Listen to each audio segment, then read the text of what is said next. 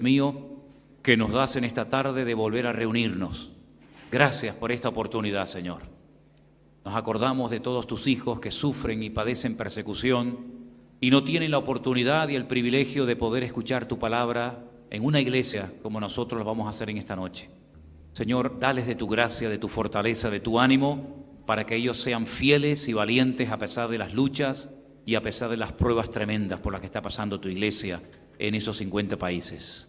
Señor, bendice este culto, que todo lo que hagamos y digamos hoy aquí sea para glorificarte a ti, y te invitamos para que estés con nosotros, Señor. Dejamos todo en tus manos, en el nombre de Jesús. Amén. Amén. Y amén. Hermanos, vamos a alabar al Señor, vamos a disfrutar de este tiempito de alabanza y después vamos a ver este vídeo en esta tarde. Amén.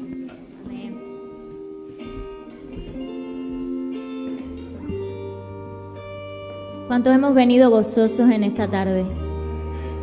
Hemos venido gozosos, amén, para alabar a nuestro Rey. Así que yo te invito a que tú le cantes a Él, porque Él es digno de toda nuestra adoración, amén. Cántale ahí donde está. Gloria a Dios. Gloria a Dios. Amén. Amén. Gloria al Señor. Aleluya. Amén. Amén. Pueden tomar asiento, mis hermanos. Gloria al Señor. El otro día me escribía un hermano de la península que vive en Zaragoza, hermano Juan Ramón, y la zona de Aragón, que son 3 provincias, como bien saben ustedes, Huesca, Zaragoza y Teruel. En las iglesias no se puede cantar, Así es que si fuéramos ahora miembros, que yo no sé si esa ley llegara aquí, no sé hasta qué punto, no lo sé, ¿no? Pero lo que está claro es que en esa región de España han dicho que en las iglesias no se puede cantar. Y mira tú qué privilegio el que hemos tenido nosotros esta tarde de poder cantar a nuestro Dios. Valoremos, hermano, mire, le digo de verdad, yo sé que es algo normal para nosotros cantar y venir a la iglesia y leer la Biblia y tener un tiempo de alabanza. Todo eso para nosotros ya es normal, ¿sí? No nos toma de sorpresa. Pero tal y como están las cosas, hoy en día cualquier mínimo detalle, por pequeño que sea, es para valorarlo y estar agradecidos con el Señor. Cantar, venir a la iglesia, escuchar la predicación de la palabra, en fin, son tantas y tantas cosas que nos hemos acostumbrado a ellas, pero que no son normales, ni están permitidas en otras partes del mundo, incluso ahora mismo en algunas regiones de España. Que el Señor nos ayude a apreciar y a valorar todas estas cosas. Amén, hermanos. Bueno, gloria a Dios. Bueno, pasamos a otra cosa. Como les había dicho el domingo, este Papa que está en la actualidad, digamos, gobernando, dirigiendo la Iglesia Católica, ha escrito últimamente una encíclica, una carta, y esas cartas tienen peso dentro del mundo católico. No es que pasa uno por la calle y nos deja ahí en el buzón de la iglesia una carta y bueno, quién es, ¿no?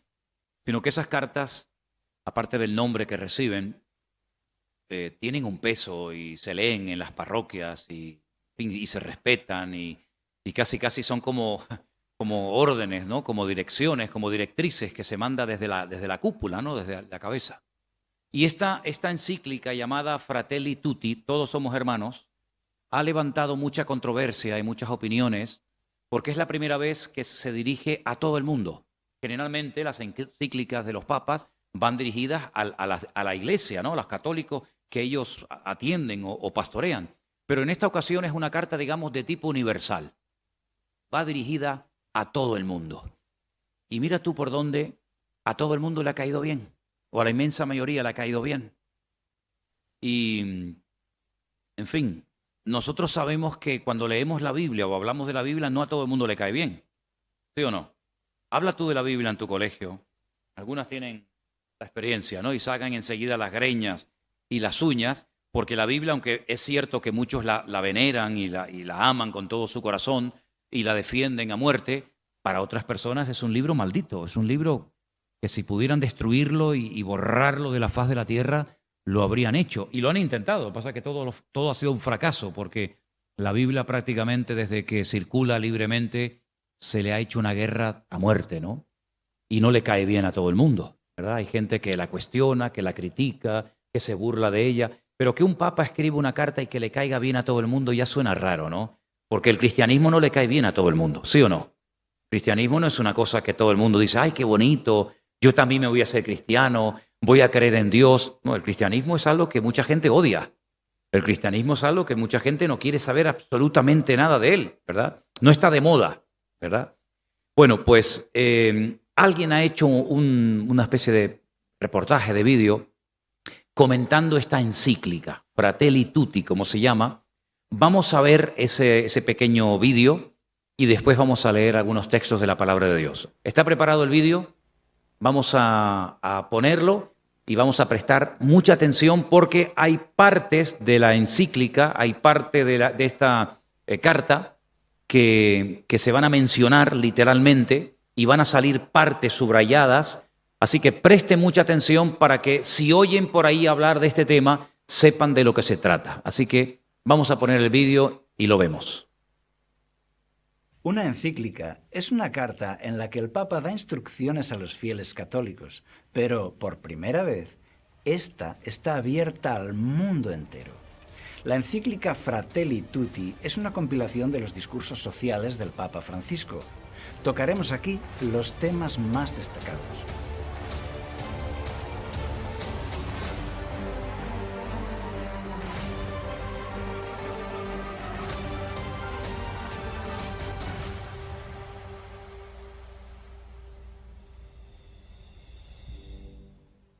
Llama la atención el discurso marxista y humanista que hace aquí el Papa, que además propone la creación de un gobierno mundial con poder ejecutivo.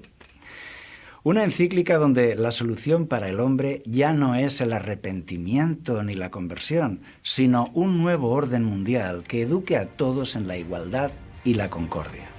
La solución para el hombre ya no es la cruz de Cristo, sino la nueva cultura del encuentro y la solidaridad, y da igual cuál sea tu religión. Por eso, la encíclica Fratelli Tutti ha sido alabada por los enemigos del cristianismo, como los partidos de izquierda.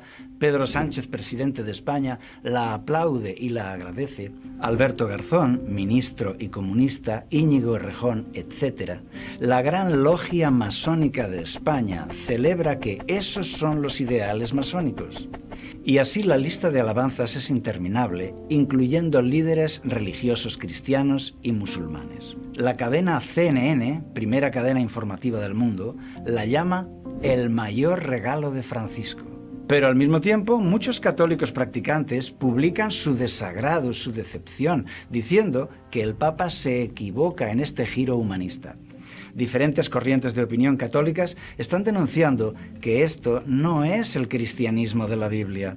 Monseñor Viganó, arzobispo católico, declara: daría la impresión de que esta encíclica fue escrita por un masón.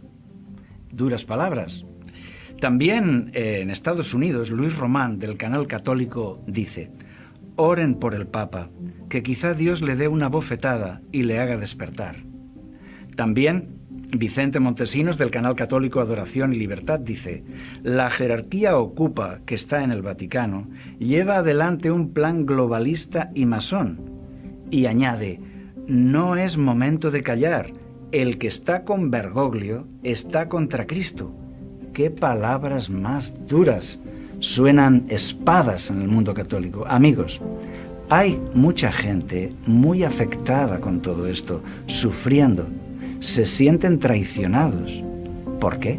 En la encíclica Fratelli Tutti, Francisco expone la necesidad de una autoridad mundial dotada de poder que esté por encima de los estados y que lleve adelante la agenda globalista. También dice que los gobiernos nacionales deben entregar su poder a ese gobierno mundial. Objetivo: la solidaridad.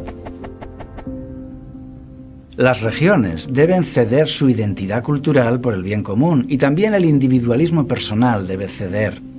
Propone una reforma de la ONU y del sistema económico para crear la familia de naciones, un nuevo ordenamiento mundial jurídico, político y económico.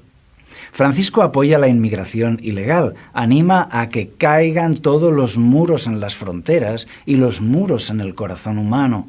Entre los cristianos no debe haber control de fronteras, sino brazos abiertos. Propone la desaparición de las fronteras en todo el mundo.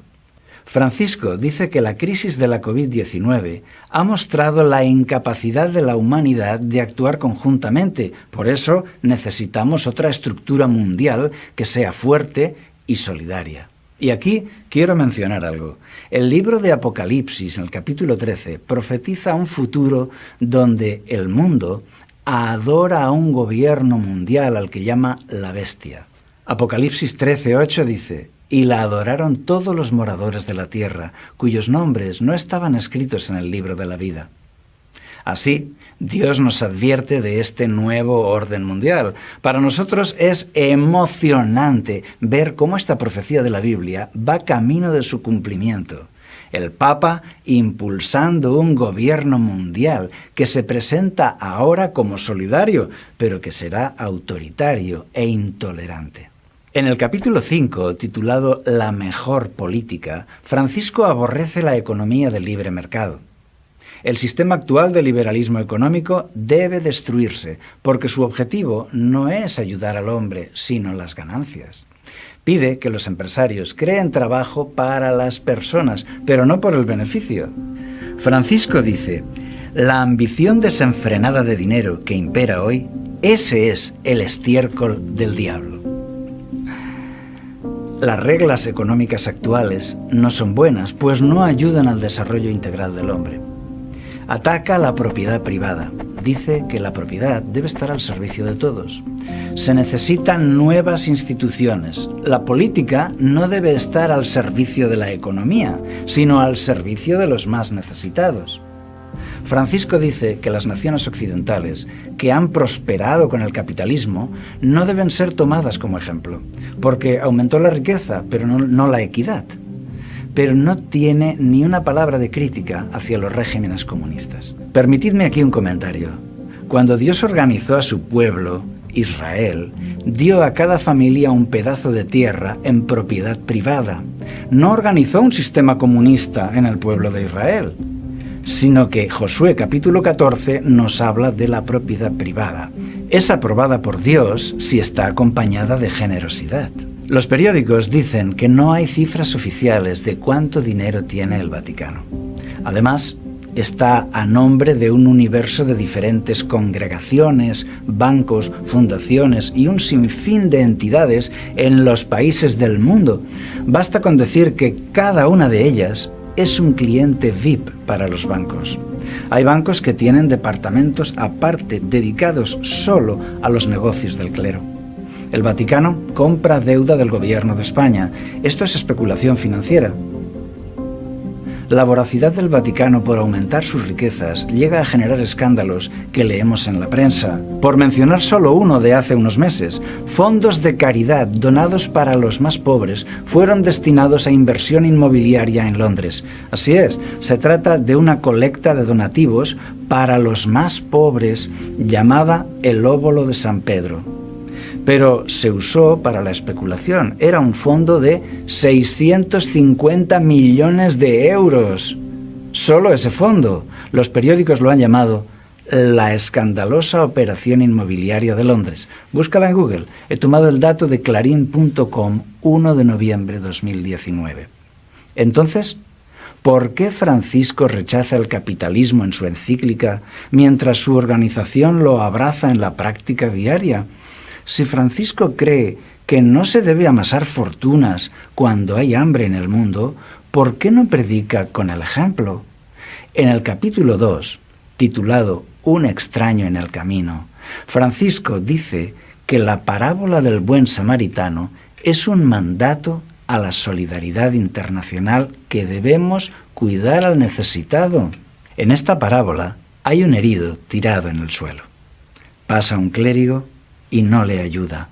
Luego pasa otro y tampoco, hasta que pasa un extranjero de otra religión y este sí que le ayuda y le salva. Amigo que me escuchas, abre los ojos, A día de hoy, el Papa Francisco se parece más a aquel sacerdote de la parábola, que ve a los que sufren y pasa de largo, que teniendo una inmensa fortuna no la comparte. Y tú dirás, pero Cáritas hace una labor de ayuda. Sí, claro, Cáritas, Manos Unidas y las ONG y entidades católicas son el mesonero de la parábola, que hacen un excelente trabajo ayudando y cuidando a los que sufren, pero con el dinero de otros, con el dinero que reciben para eso de los gobiernos, donantes, fundaciones, entidades, colectas, campañas y aún de los impuestos, pero no con el dinero del Vaticano, no con el dinero del sacerdote, que vio al herido y miró para otro lado y se fue porque tenía que escribir una encíclica muy bonita. Hay gente maravillosa actuando. Ellos son el buen samaritano y Dios está con ellos. Francisco dice que los activistas ecologistas son a menudo ridiculizados y despreciados. Hay que defenderlos. Las entidades que luchan por detener la destrucción medioambiental han fracasado. Por tanto, necesitamos un gobierno mundial con verdadera autoridad para esto. El Papa advierte del populismo sin decir a qué se refiere, y de los que difunden bulos en Internet, fanáticos, extremistas, etc. Dice que esto debe ser reprimido. ¿Hay aquí una velada amenaza a los que discrepan de su proyecto? Quiero comentar que este llamado a la censura en Internet no cuadra con la gran tolerancia que muestra hacia las otras religiones. Aquí el Papa presenta a todas las religiones del mundo en un plano de igualdad. Esto es contrario a la Biblia, que nos invita a abandonar las religiones falsas para abrazar la verdad de Cristo. Pablo lo decía así: que de estas vanidades os convirtáis al Dios vivo. Hechos 14:15. En esto, el Papa abandona la Biblia para agradar a todos. En el apartado Identidad Cristiana, párrafo 277 en adelante, hablando del ecumenismo, dice que usemos el conocimiento mutuo como método y criterio. ¿Cómo? Pensábamos que el método y el criterio era la Biblia. Para Francisco, el criterio es el conocimiento mutuo, sin comentarios. Y dice que valora con sincero respeto los preceptos y las doctrinas de todos. Ya no es orar juntos, la fe, la solidaridad, cooperar. No, habla de las doctrinas, los preceptos y las doctrinas de todas las religiones. Presenta a San Francisco de Asís como un ecumenista que visitó al sultán para hacer un encuentro de culturas. Pero eso es totalmente falso. Los cronistas escribieron que San Francisco trató con todas sus fuerzas de que el sultán se convirtiera en católico y dejara de ser musulmán. Romanos 8:15. Pero para Francisco basta con haber nacido físicamente. La Biblia enseña que con la entrega a Cristo nuestro nombre es escrito en el libro de la vida y somos hechos hijos de Dios. Juan, capítulo 1, versículo 12. Para Francisco, todos somos ya hijos de Dios, ya sea que tengan cualquier creencia o ninguna. La Biblia enseña que con el bautismo, los salvos entramos en la Iglesia, Hechos 2:47, que es el cuerpo místico de Cristo, pero para Bergoglio basta con formar parte de la humanidad. Esta visión ecuménica contribuye a la construcción del nuevo orden mundial. Aquí, Francisco renuncia a algunas enseñanzas bíblicas para ser universalista y ser atractivo a todos. Un alto cargo católico, el arzobispo Carlo María Vigano, fue embajador del Vaticano en Estados Unidos. Comentando la encíclica, dice: esta encíclica constituye el manifiesto ideológico de Bergoglio, su profesión de fe masónica, así como su candidatura a la presidencia de la religión universal, sierra del nuevo orden mundial. En este canal estamos totalmente de acuerdo con esto. El Papa presenta una utopía hermosa, todos unidos, todos amigos, tolerantes y felices. Pero el objetivo del Evangelio es que se entreguen a Cristo para el perdón de sus pecados. Cristo busca nuestra salvación y Francisco una reorganización del poder mundial. Francisco Francisco habla de una humanidad que adquiere conciencia, donde son los hombres los que resuelven los problemas del mundo y lo sobrenatural está ausente. Esto no es nuevo, se llama marxismo y masonería, pero no cristianismo. Francisco fortalece aquí los pilares del nuevo orden mundial. Un gobierno mundial, desaparición de las fronteras, los gobiernos nacionales pierden su poder, abolición de la propiedad privada, pérdida de las entidades diferenciadas, inmigración libre y sin control, ecologismo. ¿Conseguirá el Papa ser presidente de la religión mundial? Las profecías de la Biblia nos dicen que el papado tendrá éxito en delinear una religión global y también en conseguir poder en el nuevo orden mundial. La pregunta es, ¿podemos confiar en él? Bueno, en su encíclica hemos visto que habla contra el capitalismo mientras se enriquece con la banca vaticana. Pide la igualdad para la mujer mientras en su propia organización la relega a un segundo plano. Pide que se derriben los muros de las fronteras mientras los muros que rodean al Estado Vaticano siguen muy altos y herméticos. Habla contra la propiedad privada mientras mantiene un sistema privilegiado de propiedad y trabaja para aumentarla. Habla de compartir mientras guarda celosamente sus reservas de oro y los tesoros del Vaticano. Habla de Francisco de Asís como un modelo mientras vive en un palacio repleto de joyas. Querido amigo, Dios sigue estando ahí. Esta actitud del Papa no debe afectar a tu fe. No te desanimes.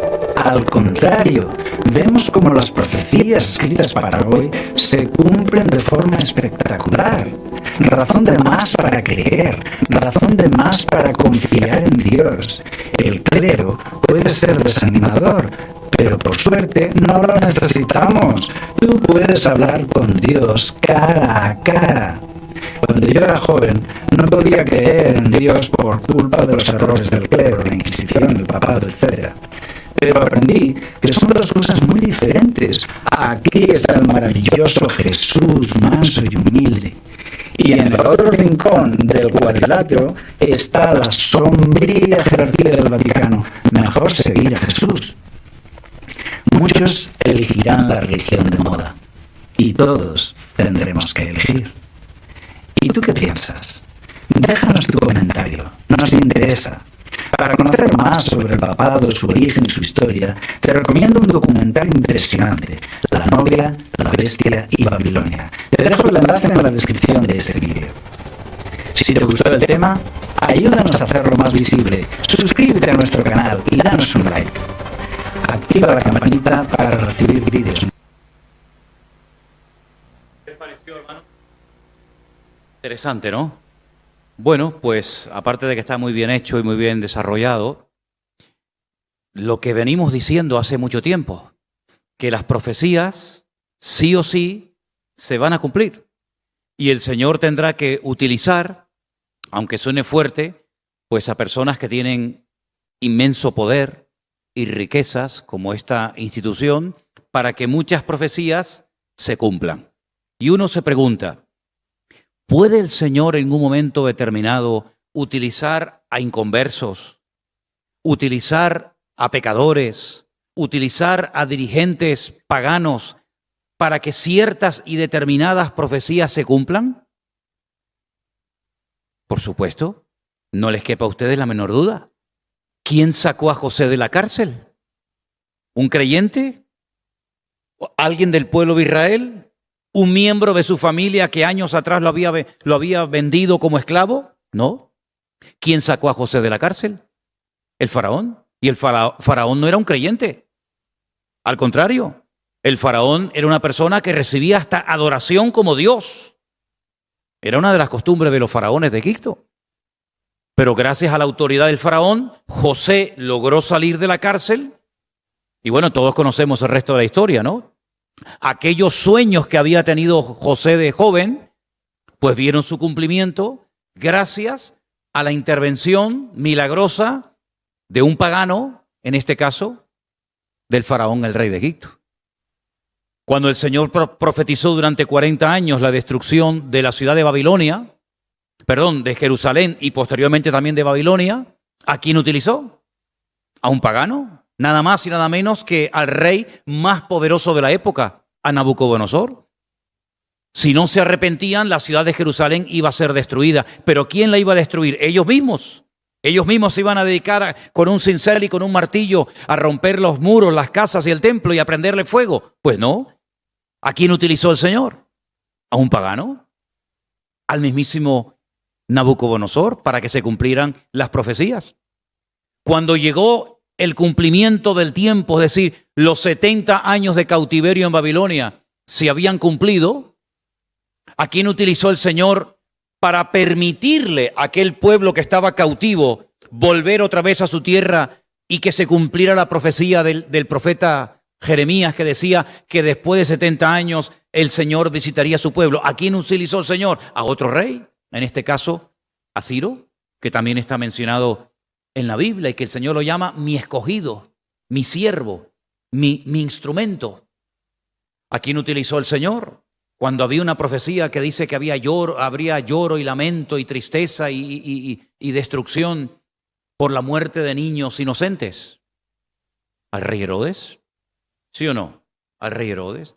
¿Y a quién utilizó el Señor para que todas las familias de Israel en aquellos tiempos volvieran cada uno a la ciudad donde habían nacido y se empadronaran? Al César de Roma, el que promulgó un edicto para que todo el mundo volviera, ¿verdad? Es decir, vemos a lo largo y ancho de la historia que Dios ha utilizado muchísimas veces a gobernantes paganos terribles, ¿verdad?, para el cumplimiento de ciertas y determinadas profecías. ¿Creen ustedes que a estas alturas de la historia de la humanidad se va a levantar una mega estructura con un poder mundial que aún no existe para el cumplimiento de ciertas y determinadas profecías de la Biblia? Pues no, lo que va a utilizar es lo que hay.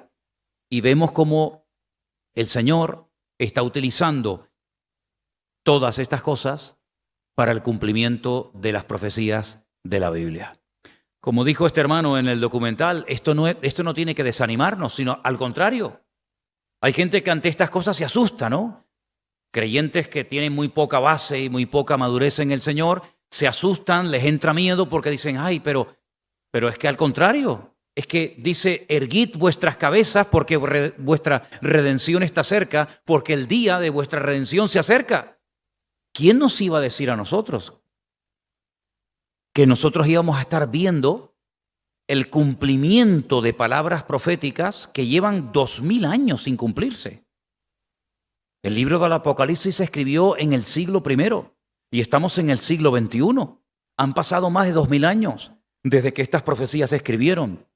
La bestia, el falso profeta, en fin, lo de la marca de la bestia, etcétera. Y son cosas que están ahí, que se han leído y se han predicado y se han escrito libros y se han hecho películas, pero la realidad es que no las habíamos visto cumplidas a lo largo de la historia. Y mira tú por dónde nosotros estamos viendo que es tan fácil que se cumplan hoy en día profecías que cuando seguramente Juan las escribió, se habrá preguntado, ¿y cómo se va a cumplir? ¿Cómo se va a cumplir todo eso? Cuando leíamos o hemos leído muchas veces en el libro del Apocalipsis que 100 millones de soldados se van a unir y que van a ir juntos a pelear con un mismo propósito y objetivo y que van a llegar a un valle a las afueras de Israel que se llama el Valle de Jezreel o el Valle de Meguido. Pero si es que en la época de Juan no había 100 millones de habitantes en todo el planeta Tierra. Cuando él oye que van a ser 100 millones de soldados, me imagino que se habrá quedado con la boca abierta porque habrá pensado y habrá dicho, pero 100 millones, pero si no hay tantos millones en la Tierra, ¿y cuántos hay hoy en día, hermanos? Dice que hay ya 7.000 millones. Y según los cálculos, pues a 8.000 millones llegaremos en relativamente poco tiempo. Los siglos y siglos y siglos que se tardó en llegar a la famosa cifra de 1.000 millones y lo poco que se tarda hoy en día, ¿verdad?, para poder llegar a cifras aún mayores. Es decir, estamos viendo nosotros hoy en día cosas que muchos hermanos y muchos predicadores y muchas iglesias que leyeron estas profecías nunca las vieron cumplidas. Si nosotros en cierto sentido, a pesar de lo que tiene que venir y de lo que está sucediendo, somos en cierto sentido una generación privilegiada, ¿sí o no? Porque estamos viendo cosas que algunos hermanos las leyeron, las predicaron, murieron y no las vieron cumplidas.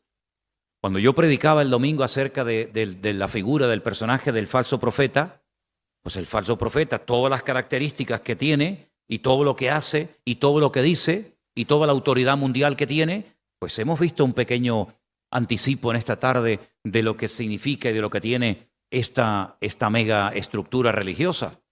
Ahora, yo le decía a Elena esta mañana que hay una palabra que a mí en estos días me ha sacudido, y es que cuando el Señor habla a esa estructura religiosa, a esa organización mundial, hay un momento en el que el Señor le dice a los que están dentro de esa organización, que han conocido a Cristo y que han conocido la verdad, le dice: salid de medio de ella, pueblo mío. Y eso a mí me ha golpeado mucho, porque mucha gente dice: no, son todos. Cuidado, cuidado, que nos podemos llevar muchas sorpresas. Salid de medio de ella, pueblo mío. Y hay mucha gente que se está dando cuenta de que han sido engañados, y Dios está dándole una oportunidad tremenda a millones y a millones de personas que han sido toda la vida católicos, pero que no han leído la palabra de Dios y que por lo tanto no tenían la verdadera información. Porque lo curioso es que muchísimos, no digo todos, pero muchísimos católicos ignoran la palabra de Dios, no leen las Sagradas Escrituras. Y claro, te llega una encíclica de esta, donde te presenta un mundo tan bonito, de fraternidad, de amor, de que todos somos iguales, de que todos tenemos derechos. Sí, pero vamos a ver, ¿qué tenemos nosotros en común con personas que niegan rotundamente a Cristo? ¿Qué tenemos nosotros en común con personas que incluso en sus libros sagrados dicen que la figura de Cristo no es realmente como dice la Biblia, sino que la Biblia está equivocada y lo verdadero es lo que ellos escriben en sus libros religiosos? Yo no tengo nada en común con esas personas. Pero sin embargo, en esta encíclica, Fratelli Tutti, ¿verdad?, pues se motiva el hecho de que todos somos hermanos. No habla de conversión. Seremos hermanos cuando tengamos el mismo padre, digo yo, ¿no? Cuando tengamos el mismo padre podemos llamarnos hermanos, pero si usted tiene otro padre, otro Dios diferente al mío, ¿cómo va a ser usted hermano mío? ¿Verdad? Cuando haya arrepentimiento, cuando haya conversión, cuando haya un cambio genuino de dirección y se acepte a Cristo como el único camino, la única verdad y la única vida, entonces podemos sentarnos a hablar.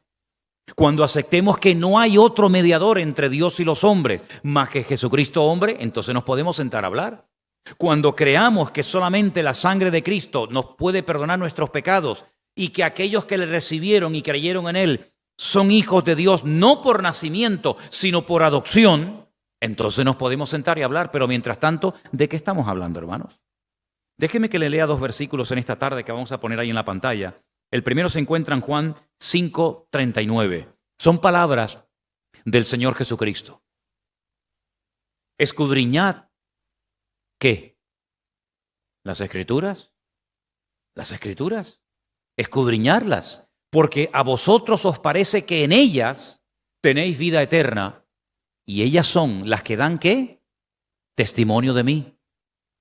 Yo no he oído, y además que si la pueden conseguir, lo vais a comprobar, en ningún momento en esa encíclica que van a leer millones de cristianos, no se menciona el nombre, sobre todo nombre, de nuestro Señor Jesucristo, sino líderes de otras religiones que odian, aunque no lo digan tal vez abiertamente, en algunos casos sí, a los cristianos y al Evangelio. ¿Y por qué no se menciona al Señor Jesucristo? ¿Por qué se saca de contexto la famosa parábola del buen samaritano que le podemos dar, ¿verdad?, la interpretación personal que queramos y no la que realmente dice la palabra de Dios?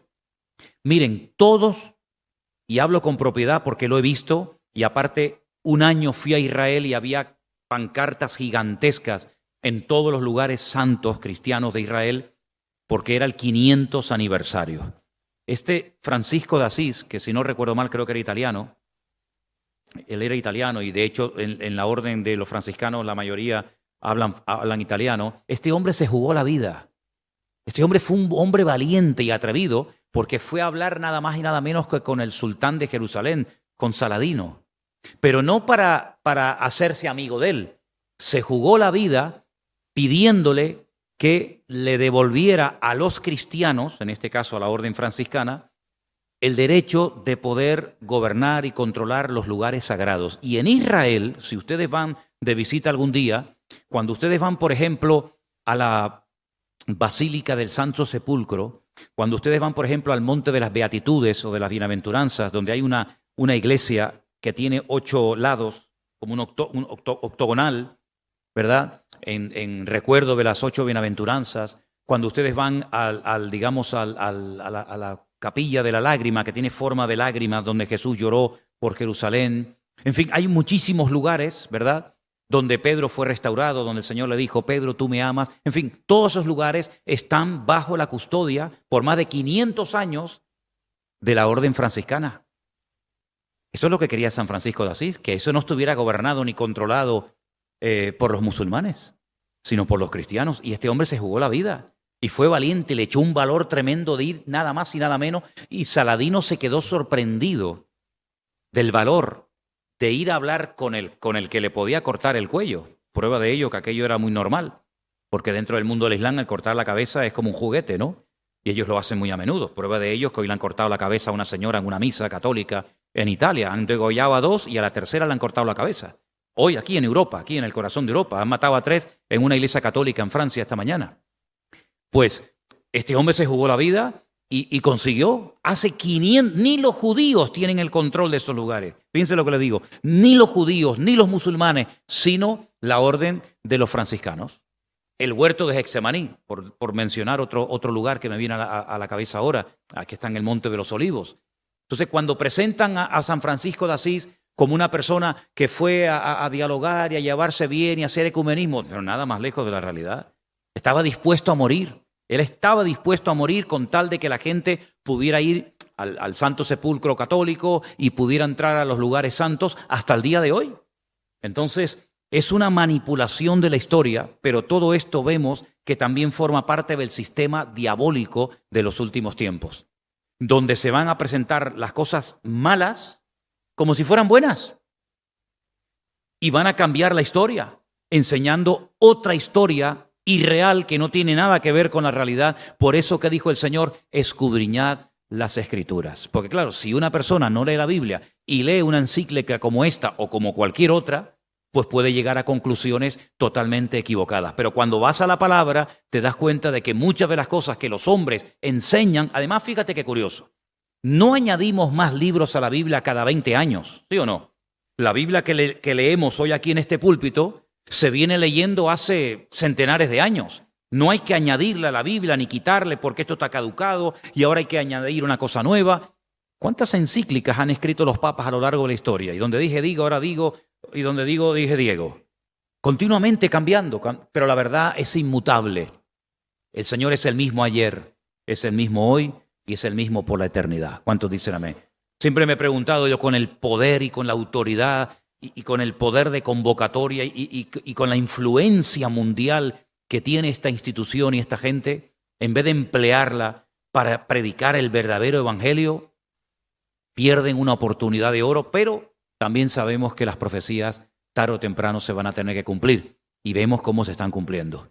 Hay otro versículo que también quiero leer, está en 2 de Timoteo, el verso 16 del capítulo 3. Toda la escritura, y la tenemos aquí, amén, es inspirada por Dios, útil, ¿para qué?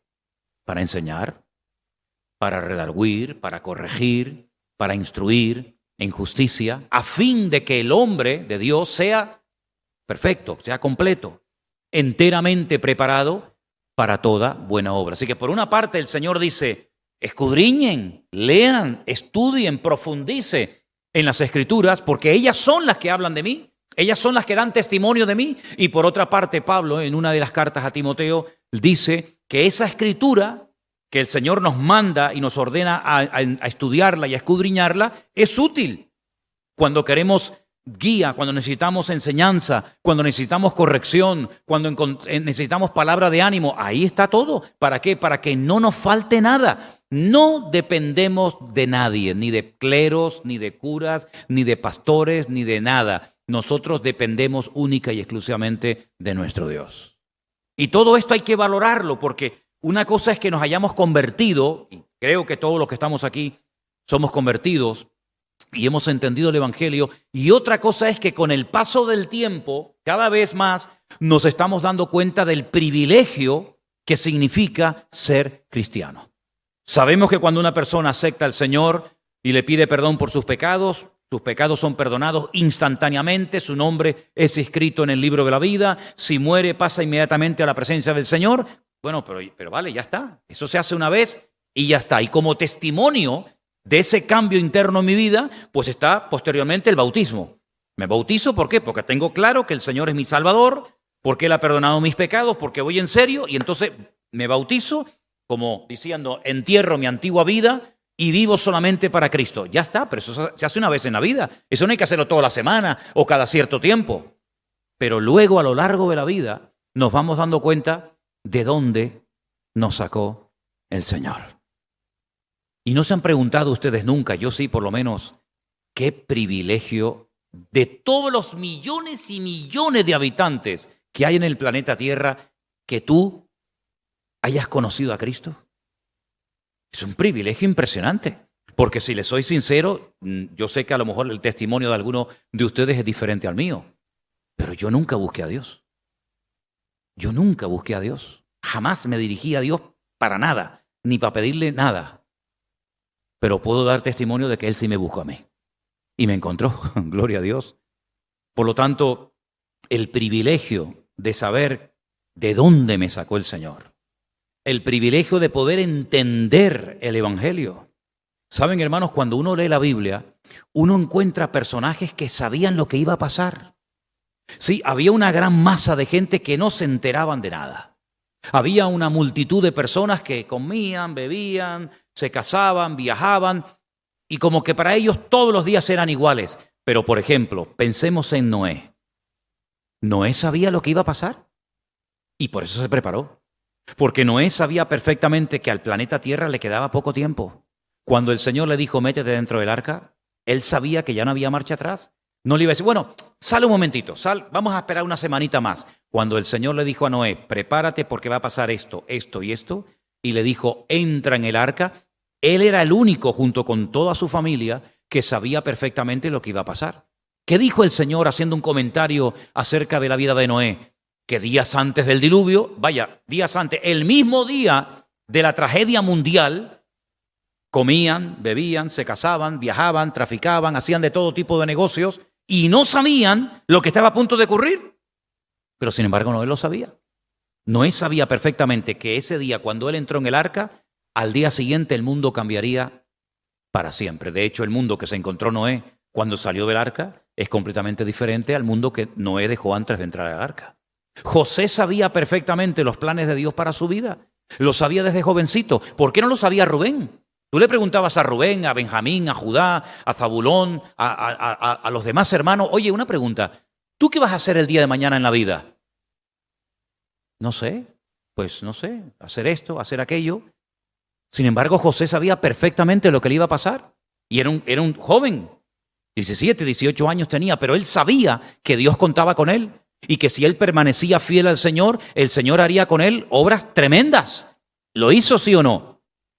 Por lo tanto, nosotros hoy en día que tenemos toda la Escritura, que no nos falta de nada, porque claro, yo lo dije en una ocasión, solamente se lo recuerdo, si nosotros en vez de ser miembros del Centro Evangélico Vida Nueva, aquí en Tenerife, hubiéramos sido, por ejemplo, miembros hace 2000 años de la iglesia de Corinto, nosotros tendríamos, lógicamente, todo el Antiguo Testamento, pero no en la mano. Cuidado, que eso no era así. Sino tenías que ir a un lugar, a la sinagoga, donde estaban los rollos de la Biblia, ¿verdad? Pero lo único que tendríamos como miembros de la iglesia de Corinto sería 2 cartas. Primera y segunda de Corinto. No tendríamos ni la carta de Pablo a los romanos, ni el libro de los Hechos, ni los evangelios. ni el libro del Apocalipsis, ni la carta de Pablo a Timoteo, o a los tesalonicenses, o la de Filimón, o la carta de Santiago, o la de Juan, o las de Pedro. No. Yo, de miembro de Corinto, tendría primera y segunda de Corintios. Para de contar. Y necesitaríamos pues que viniera de vez en cuando Pablo, Timoteo, Apolos, etcétera, para que nos dieran más información, porque no la tenía. Si hubiéramos sido miembros de la iglesia de Éfeso, solamente tendríamos una, ni siquiera dos como los corintios, la carta de Pablo a los efesios. Si hubiéramos sido miembros de la iglesia de Colosas, tendríamos solamente la carta de Pablo a la iglesia de Colosas. Pero ¿saben el privilegio de poder decir, tengo todo? Tengo lo que le dijo a los corintios, a los filipenses, a los romanos, a lo que escribió Pedro, lo que escribió Santiago, lo que escribió Judas. Lo tenemos absolutamente todo. Si tuviéramos solamente un evangelio, nos faltaría mucha información. Por ejemplo, imagínense que solamente tuviéramos el evangelio de Mateo. Nunca sabríamos cuál fue el primer milagro de Cristo. Porque el primer milagro de Cristo Mateo no lo cuenta. ¿Quién lo cuenta? Lo cuenta Juan. ¿Dónde fue? En Caná de Galilea. ¿Qué pasó? Convirtió el agua en vino. Si solamente tuviéramos, por ejemplo, el evangelio de Lucas, no sabríamos nunca quién fue la mujer samaritana. Porque la mujer samaritana solamente se la menciona en Juan capítulo 4. No sabríamos que un día el Señor Jesucristo fue a un estanque llamado Betesda, cerca del templo de Jerusalén, a sanar a un paralítico. No sabríamos ni siquiera quién era Lázaro, ni Marta, ni María. ¿Por qué? Porque solamente se cuenta en el Evangelio según San Juan. Si tuviéramos solamente el Evangelio según San Juan, ya que lo estamos mencionando tanto, pues no tendríamos ni el Padre Nuestro, ni las bienaventuranzas, ni tendríamos el Sermón del Monte. Es decir, si tengo parte de la Biblia, pero no la tengo toda, no tengo toda la información de Dios. Pero gloria a Dios, que a nosotros no nos falta nada. Por eso dice Pablo a Timoteo y a toda la iglesia, nosotros también esta noche, la palabra de Dios ha sido inspirada para darte todo lo que necesitas para que seas perfecto. Yo sé que la palabra perfecto choca, pero sustitúyela, que no hay ningún problema y no cometemos ningún error grave, por la palabra completo, para que seamos completos, para que digas, ¿qué tengo que hacer cuando me encuentro con esta situación? Ahí están Romanos. ¿Y qué tengo que hacer cuando me encuentro en otra circunstancia? Ahí lo tienes en Primera de Pedro. ¿Y qué tengo que hacer cuando me pasa tal cosa? Ahí lo tienes en Mateo. ¿Y qué tengo que hacer? Y ahí lo tienes en cualquier otro libro de la Biblia. Es decir, no hay excusa para decir, es que no sé qué hacer. No, sí sabes qué hacer. Y si no lo sabes es porque no has leído o porque no quieres ponerlo en práctica. Es decir, el privilegio que tenemos nosotros los cristianos hoy en día es realmente impresionante. Y les digo algo, Mateo se cumplió, Marcos se cumplió, Lucas se cumplió, Juan se cumplió, el libro de los Hechos se cumplió. Las cartas de Pablo fueron escritas en su momento para solucionar problemas particulares de las iglesias locales de la época y que nos ayudan también a nosotros. Pero hay un libro de toda la Biblia que no se ha cumplido. Y es el libro del Apocalipsis. Los discípulos dijeron, sí, yo sé que Jesús sanó el paralítico de Betesda, yo estaba allí. Y yo sé que el Señor dijo, bienaventurados los de limpio corazón, porque ellos verán a Dios. Sí, yo lo oí, yo estaba allí. Y yo sé que un día entró a la casa de Jairo o a la hija de Jairo y le tocó y la levantó, porque éramos testigos. Y yo sé que el Señor estuvo en el monte de la transfiguración y habló con Moisés y Elías, porque yo estuve allí y yo vi la pesca milagrosa y lo vi caminando por encima del mar, pero ellos no vieron el libro del Apocalipsis cumplido. Por eso cuando el Señor le pregunta a Juan, le dice, oye Juan, ven para acá, mira esta multitud. Enorme, inmensa, gigantesca. Dice que nadie la podía contar. De todas las naciones, tribus, pueblos y lenguas. Y ahora viene la pregunta, Juan, ¿estos quiénes son? ¿De dónde viene esta gente? ¿De dónde han salido? Y Juan dice, no lo sé, Señor. Y dice que se echó a llorar. Porque le hicieron una pregunta desde el cielo a la tierra y él no supo la respuesta. Tú pregúntale a cualquier cristiano que haya leído el Apocalipsis. ¿Quiénes son estos que han salido con ropas blancas de todas las naciones, pueblos, tribus y lenguas? Y la Biblia te dice, estos son los que han salido de la gran tribulación. Los que han lavado sus ropas en la sangre del Cordero. Yo sé la respuesta y Juan no la sabía. ¿Qué te parece? Una generación de privilegiados tremendo. Pero para todo eso hace falta pasar tiempo leyendo, escudriñando la palabra. Y como hacen las cabras, como hacen los animales rumiantes, ¿verdad? ¿Verdad? Que le dan vueltas y vueltas a la comida y la bajan y la suben. Y una vez, eso es lo que significa meditar. Meditar en la palabra de Dios. ¿En qué meditas tú? No puedo pagar el teléfono, no puedo pagar la gas, no tengo para la guagua, no tengo para... ¿Esas son tus conversaciones? Qué miserable vida, Dios mío. Qué vida tan triste de estar todo el día pensando que no tengo. Esa es tu vida. Ahora tú vete a la calle y testifícale a un inconverso, dile, ven, conviértete al Señor, y te dice, aquí es Señor. Al Señor que te tiene hecha polvo, al Señor que estás todo el día llorando, al Señor que te hace dudar. Yo lo paso mejor que tú y no tengo a tu Señor. Pero cuando nosotros le decimos al mundo, yo tengo un Dios todopoderoso, un Dios que aunque coma hoy un trozo de pan, solamente un trozo de pan duro y sin nada dentro, sabe mejor porque tiene la bendición de Dios que la mejor comida del mundo sin la bendición de Dios. Cuando tenían hambre en el desierto, yo pregunto, ¿qué le mandó el Señor a su pueblo? Mira, por la mañana tenían tortilla española de patatas, ensalada, y después tenían 4 o 5 tipos de postre. Tenían el polvito uruguayo, que me gusta a mí mucho. Tenían flan con huevo y nata. Luego tenían carne, pescado, ¿verdad? A la plancha o asado, según como quisieras. Luego tenían algo de pasta, por si acaso. Tenían arepas. A lo mejor había algún venezolano por ahí metido entre el... ¿Qué le mandó el Señor? Pan. Que no era ni siquiera el pan que comemos nosotros hoy en día. Era como esas nubes, ¿saben? Esas nubes que los niños comen. ¿Saben? Que te llena la mano todo. Así era el maná. Era una cosa así. Y cuando la comías, te alimentaba de tal manera que se asustaron porque no hacían sus necesidades. Y decían, vamos a morir. Porque era comida del cielo. No se desechaba absolutamente nada. Y por eso el Señor les tuvo que dar muchísimas instrucciones. Los alimentó con maná 40 años. Solamente con esa comida podían haber sobrevivido 40 años. ¿Qué tipo de comida era? Dice, trigo del cielo, comida celestial. Fíjate tú, no era una comida muy variada, pero era una comida que te ayudaba a vivir perfectamente. Ese es nuestro Dios. El Dios que dice en su palabra en Proverbios, más vale bocado seco, sin nada, pero con la bendición de Dios, que casa llena de provisión sin la bendición de Dios. Yo un día no tenía ni dónde caerme muerto, no tenía nada para comer, iba viajando en el barco y tenía hambre. Y le cogí a mi madre de una caja de polvorones que tenía 2 polvorones. Antes de comérmelo, yo veía a la gente que iba a la cafetería, que comían, y además basta que no puedas para querer, ¿verdad? ¿No te pasa eso?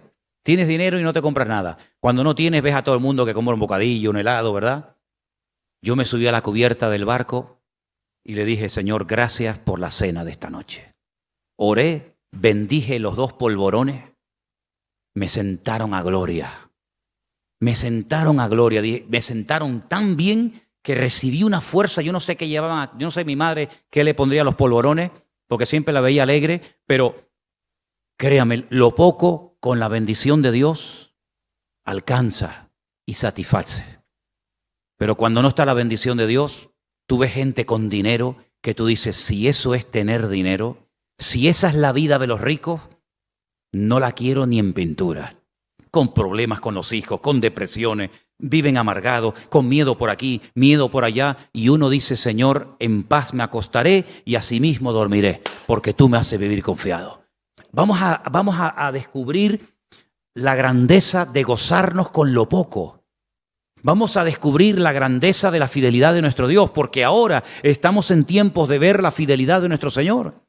Y cuando comas a partir de ahora, aunque sea poco, aunque sea repetitivo, y otra vez garbanzo, y otra vez caraota, y otra vez lo mismo, cada vez dile al Señor que te siente mejor la comida y que disfrutes de la comida, porque hoy han muerto miles de personas de hambre en el mundo, mientras nosotros por comer 3 días lo mismo, tal vez nos quejamos.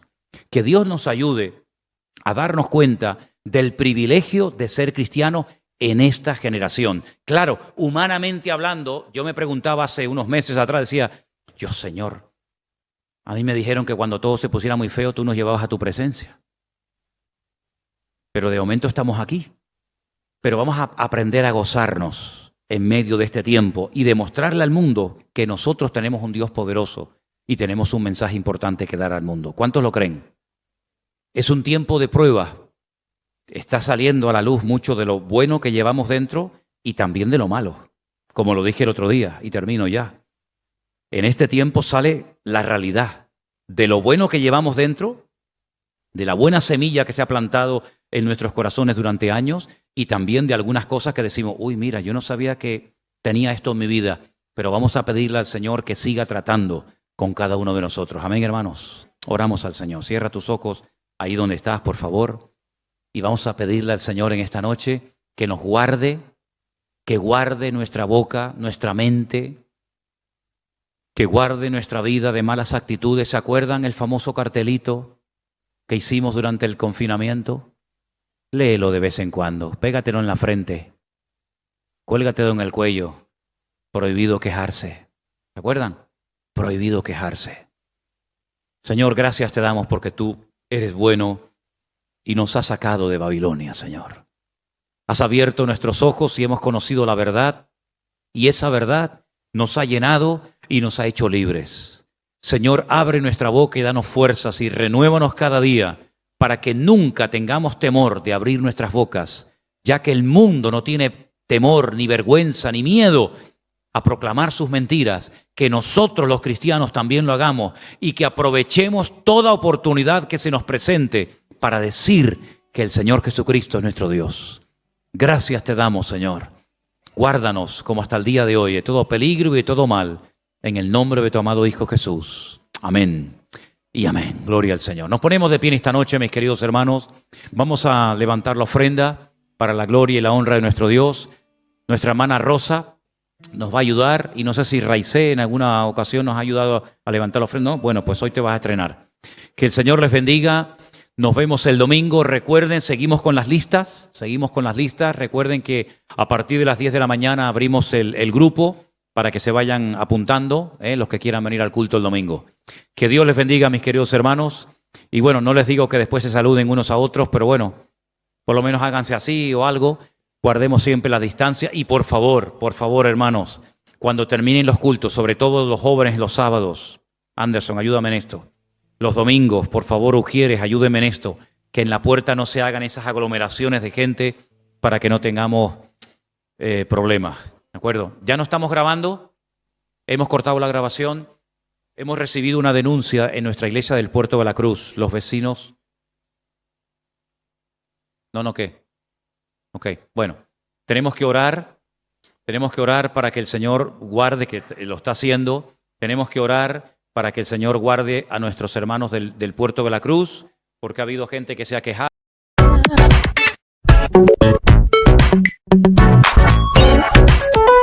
El mensaje del domingo lo titulé Los 10 mandamientos del Salmo 37, y los vamos a volver a poner aquí en la pantalla. Porque en el Salmo 37, que es un salmo que hemos estado meditando en estas últimas semanas, yo me di cuenta de que hay como 10 órdenes principales alrededor de las cuales gira todo el salmo. El salmo es muy amplio, muy variado, es un salmo precioso, muy bonito, pero hay como 10 pilares sobre los que se construye todo lo que a continuación se va a decir. Y esos 10 mandamientos, que yo los llamé así, pues si queréis los volvemos a leer entre todos y así van un poquito recordando lo que se dijo el domingo. ¿Están ahí? Bien, el primero era confía en Dios, confiar en Dios plenamente, sin dudas, confiar en Él. Segundo, hacer el bien. Bien. El tercero, deleitarse en Dios. El cuarto, encomendarse al Señor. Quinto, guardar silencio ante el Señor. Sexto, esperar en Él. Séptimo, dejar la ira. Octavo, desechar el enojo. Noveno, apartarse del mal. Y el último, guardar su camino. De esos 10, ¿cuántos ya tienes claro y estás cumpliendo? ¿Cuántos no estás cumpliendo? ¿Cuál te cuesta mucho cumplir? ¿Cuál no te cuesta nada cumplir?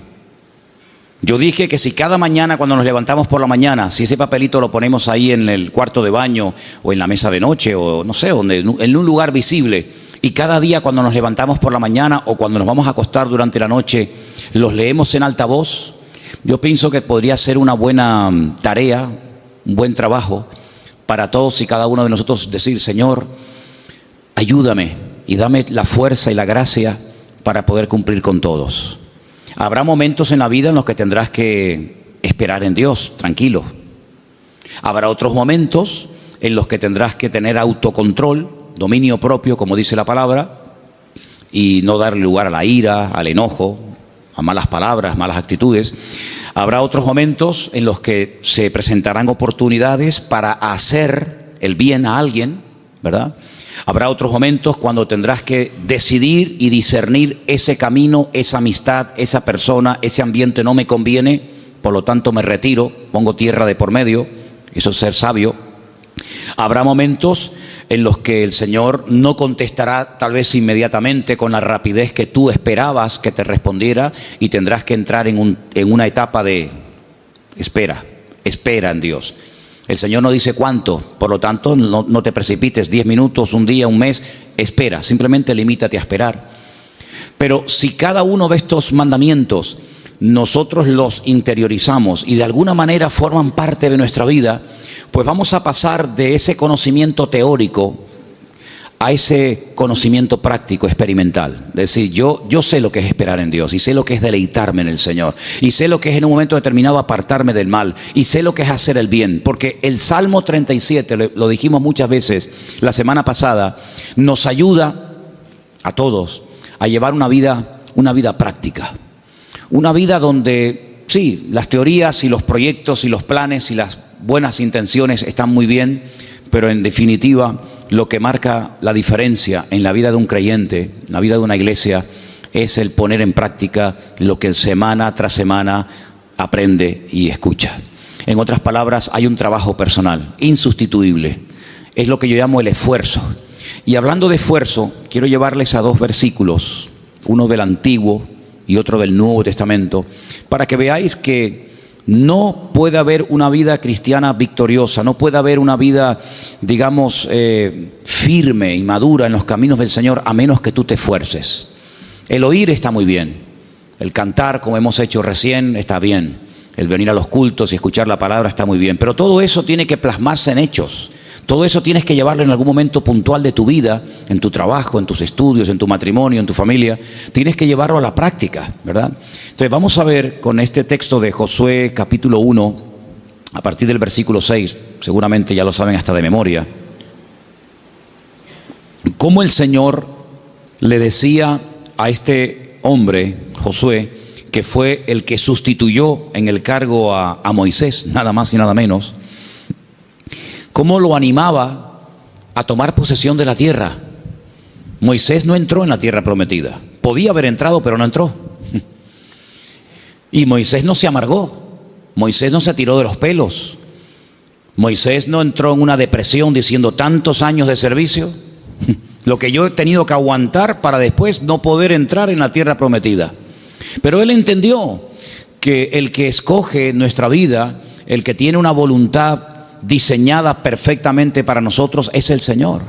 Y lo que tenemos que hacer es, como lo he dicho también muchas veces, jugar con la realidad, no con sueños, con planes, sino aceptar la realidad y gozarme en esa realidad, y no estar con nostalgias, ni con lástimas, ni con penas, ni con ninguna actitud incorrecta, sino decir: bueno, no voy a entrar en la tierra prometida.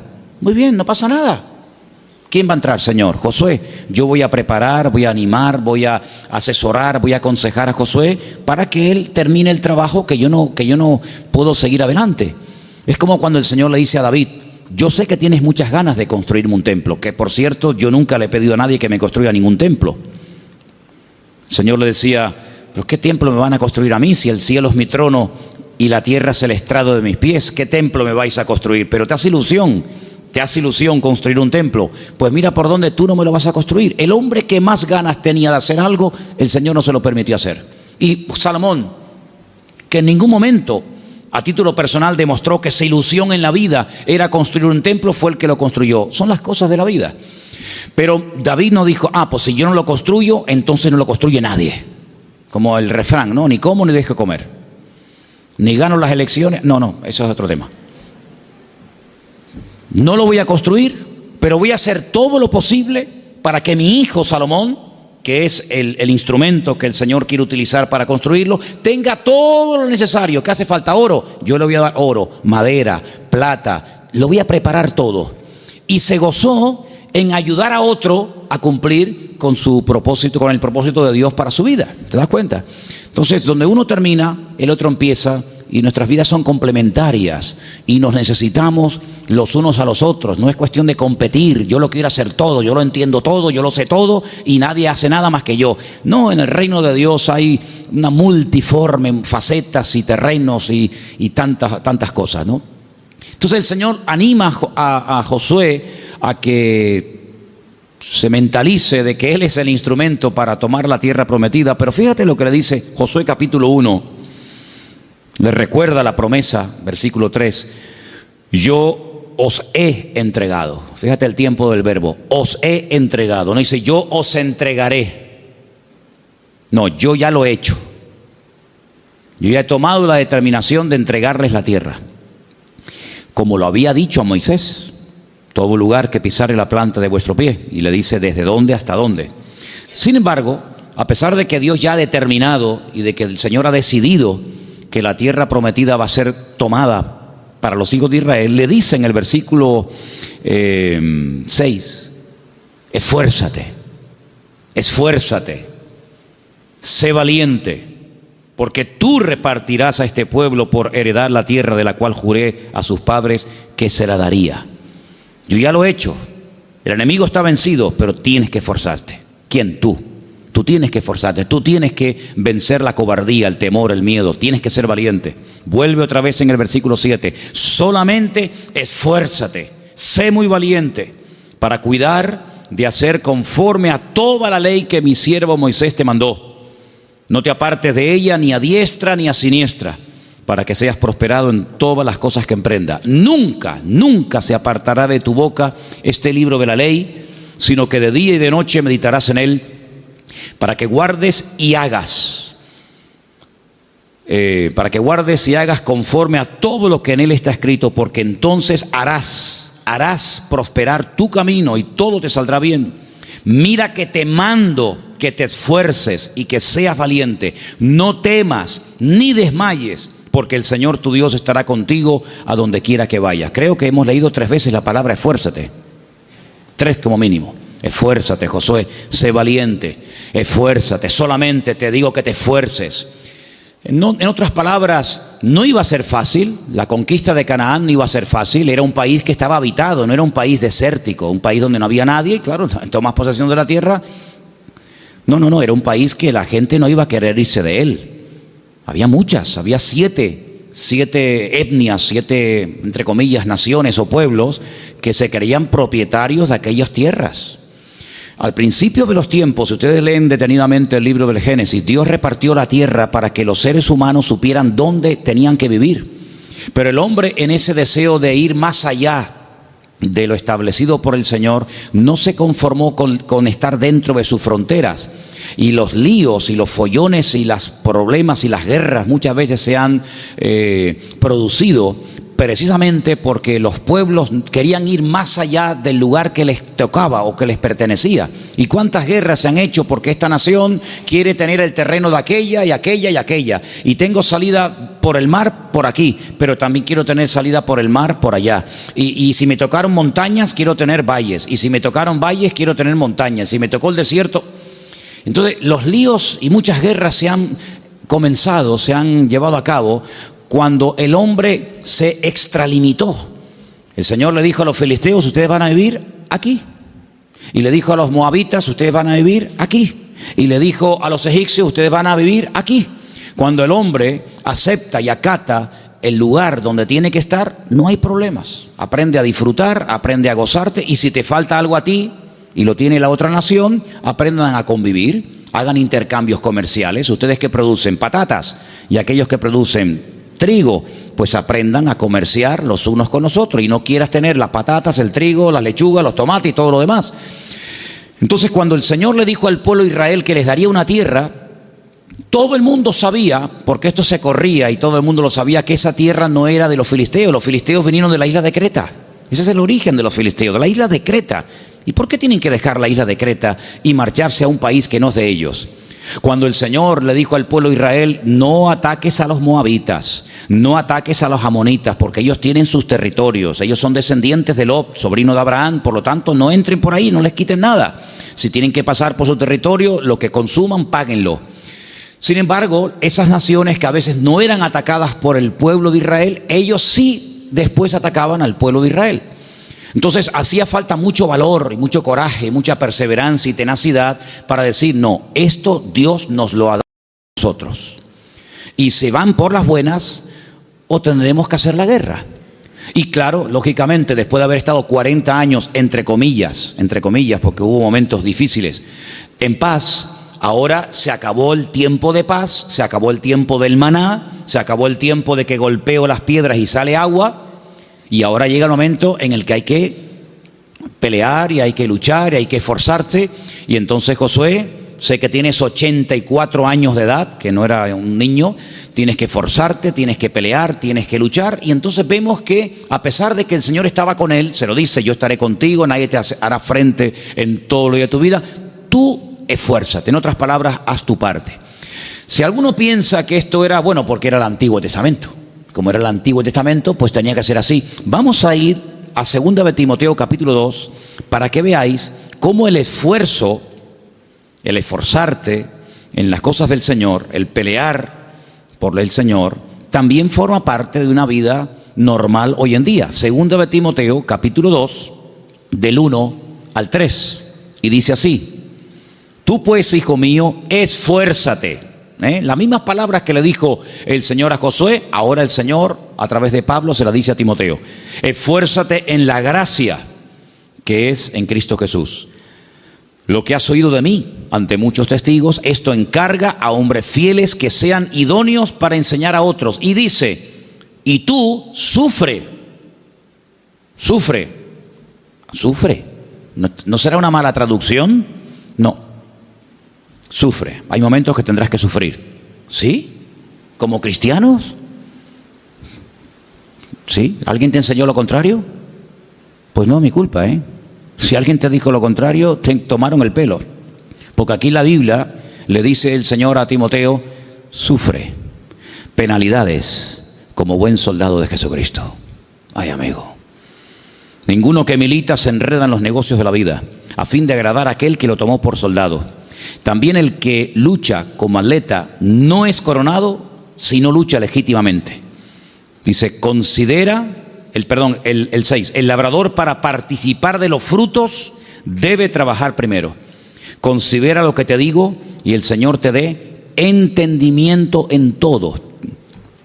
La palabra biná, es decir, un conocimiento experimental. Si tú tienes que aprender a experimentar en carne propia lo que yo te estoy diciendo, así con palabras que aparentemente son muy fáciles, pero tú tienes que aprender a interiorizarlas y a practicarlas. Por lo tanto, vemos que Josué se tenía que esforzar para tomar posesión de una tierra física, y Timoteo y todos los creyentes tienen que esforzarse para poder tomar posesión de las bendiciones que el Señor nos ha dado y a cada uno de nosotros. ¿Qué quiero decir con esto? Lo primero, que los cambios no se producen automáticamente. No es que, bueno, yo soy ahora un carnal y mañana así me levanto y soy el hombre más espiritual de toda la historia de la cristiandad. No, eso es un trabajo, Es un trabajo, es un esfuerzo, es disciplina, es tenacidad, es constancia, es perseverancia. Eso es lo que dice la palabra. Y por eso en el Salmo 37, en esa lista que pusimos llamada los famosos 10 mandamientos del Salmo 37, vemos que el rey David lo tenía clarísimo, que hay que confiar, que hay que pelear, hay que evitar ciertas cosas, hay que hacer otras cosas, y eso es en definitiva la vida de un creyente. Ahora, en 2 de Timoteo, en el capítulo 3, versículo 16, está el versículo, uno de los versículos más conocidos de esta carta. Versículo que muchos de ustedes seguramente conocerán de memoria, donde dice, toda la escritura es inspirada por Dios y útil para enseñar, para redarguir, para corregir, para instruir en justicia, a fin de que el hombre de Dios sea perfecto, enteramente preparado para toda buena obra. Habrá momentos en los que el Señor nos tendrá que enseñar algo a través de su palabra. Habrá momentos en los que el Señor nos tendrá que instruir, en otros momentos corregir, en otros momentos disciplinar, en otros momentos animar, en otros momentos sacudir, pero el Señor, a lo largo y ancho de toda la Escritura, que está inspirada por su Espíritu Santo, la va a utilizar en momentos puntuales de nuestra vida para formarnos, dice, a fin de que podamos llegar a ser una persona completa, porque eso es lo que significa el término perfecto, completo, que no sea una vida llena de desequilibrios, que soy muy fuerte en un área, pero en otros hay un desastre, ¿no? Como esos famosos futbolistas que dicen, oye, remata con la cabeza de maravilla, pero luego con la pierna derecha es un inútil, o al revés, o con la pierna derecha es muy bueno y con la izquierda es muy malo. Es muy difícil a veces en el mundo del fútbol encontrar a un futbolista que juega bien con la derecha, con la izquierda, que remate, que defienda. Es muy complicado, sale uno de 1.000.000, si es que sale. En la vida cristiana a eso es lo que tenemos que apuntar. Tal vez no seremos un virtuoso a la hora de tener un conocimiento tremendo de la palabra, pero es mucho mejor tener un equilibrio en todas y cada una de las áreas de la vida de un creyente que ser demasiado exagerado lo que destacamos en un área y luego un desastre en otras muchas. La vida cristiana es un complemento de muchos elementos que son los que nos van a ayudar y van a apuntalar nuestra vida para que podamos llegar a esa dimensión, a ese nivel espiritual que Dios tiene para cada uno de nosotros. Pero una de las cosas que tenemos que tener claro en nuestra vida, si ustedes quieren verdaderamente ir en serio con el Señor, primero es trabajar con la realidad. Uno dirá, bueno, es evidente, sí, es evidente, pero muchas veces como que no se tiene claro. Yo tengo que trabajar con mi realidad presente, no con la realidad que me gustaría o con la realidad que tuve, sino con mi realidad actual. Yo dije el otro día que hay tres puntos principales. Cuando uno quiere crecer en el Señor, tiene que adaptar su vida a la edad, a las circunstancias y al propósito de Dios. Entonces, ¿cuál es mi realidad presente? Bueno, pues mi realidad presente es que no tengo trabajo, ¿vale? No, es que yo tuve un trabajo hace años buenísimo, pero ¿lo tiene ahora, hermano? No, llevo 5 años sin trabajar. ¿Esa es su realidad? No, pero yo algún día tendré. Amén. Pero ¿cuál es su realidad presente? Hombre, yo cuando era joven recorría todos los pueblos llevando Biblias y Nuevos Testamentos a la gente, pero es que hoy en día ya no puedo caminar, estoy en una silla de ruedas, por poner un ejemplo. Entonces, ¿cuál es su realidad, hermano? Que ahora no se puede mover tanto como antes. Pues entonces tiene que adaptar su vida y su tiempo a la realidad presente. Ya no puede ir por todos los pueblos caminando como a usted le gustaría y lo hizo en su momento. Ahora a lo mejor es tiempo de pararse y escribir un libro, o de orar más, o de leer más la palabra. ¿Se da cuenta? Entonces, adaptar nuestra vida a la realidad y a las circunstancias. Hay algo muy importante que incluso el Señor no le retiró. Fíjate lo que te voy a decir. El Señor no le retiró ni siquiera al pecador la capacidad de corregir sus errores.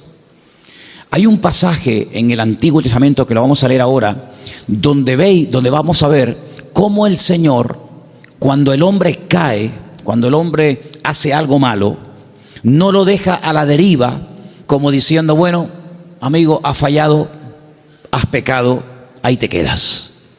Sino que el Señor siempre nos dará a todos la capacidad de poder corregir algo que hemos hecho o que estamos haciendo mal.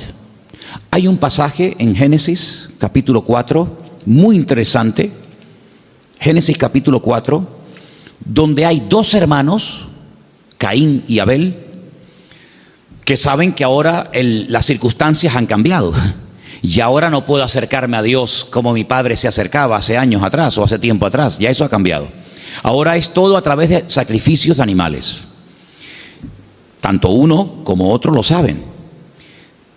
Y dice la Biblia en Génesis capítulo 4,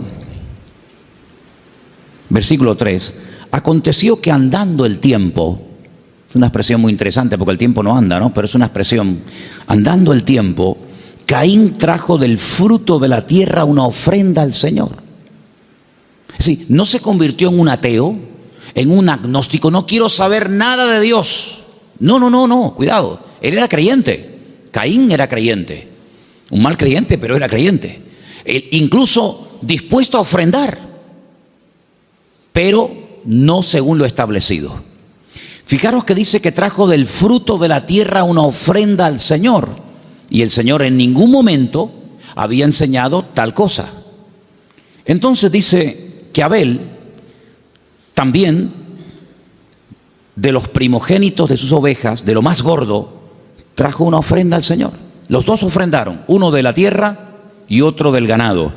Y el Señor miró con agrado a Abel y a la ofrenda. Primero al que la ofrece y después lo que ofrece. Las dos cosas las mira el Señor. Es interesante, hago un paréntesis, porque hay un momento en el que el Señor le dice a un hombre llamado Cornelio, que ha oído sus oraciones y ha visto las ofrendas y las limosnas que da. Pero primero menciona a la persona, no lo que hace. Y aquí vemos que el Señor dice que le agradó lo que hizo Abel y también le agradó la ofrenda que trajo. Sigo. Pero no miró con agrado a Caín ni a la ofrenda suya. Es interesante, ¿no? La ofrenda y Abel le agradó al Señor, pero Caín y la ofrenda de Abel como que no.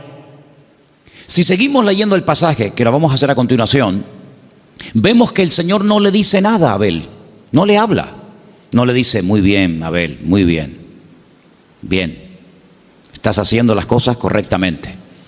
No, sino más bien le habla al que lo está haciendo mal. Es curioso esto, ¿verdad?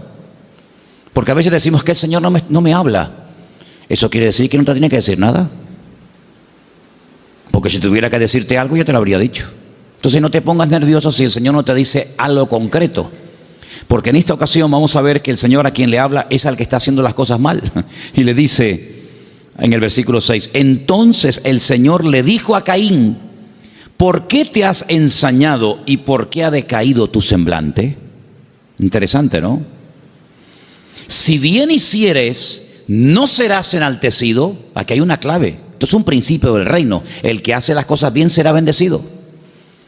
El que se humilla será enaltecido.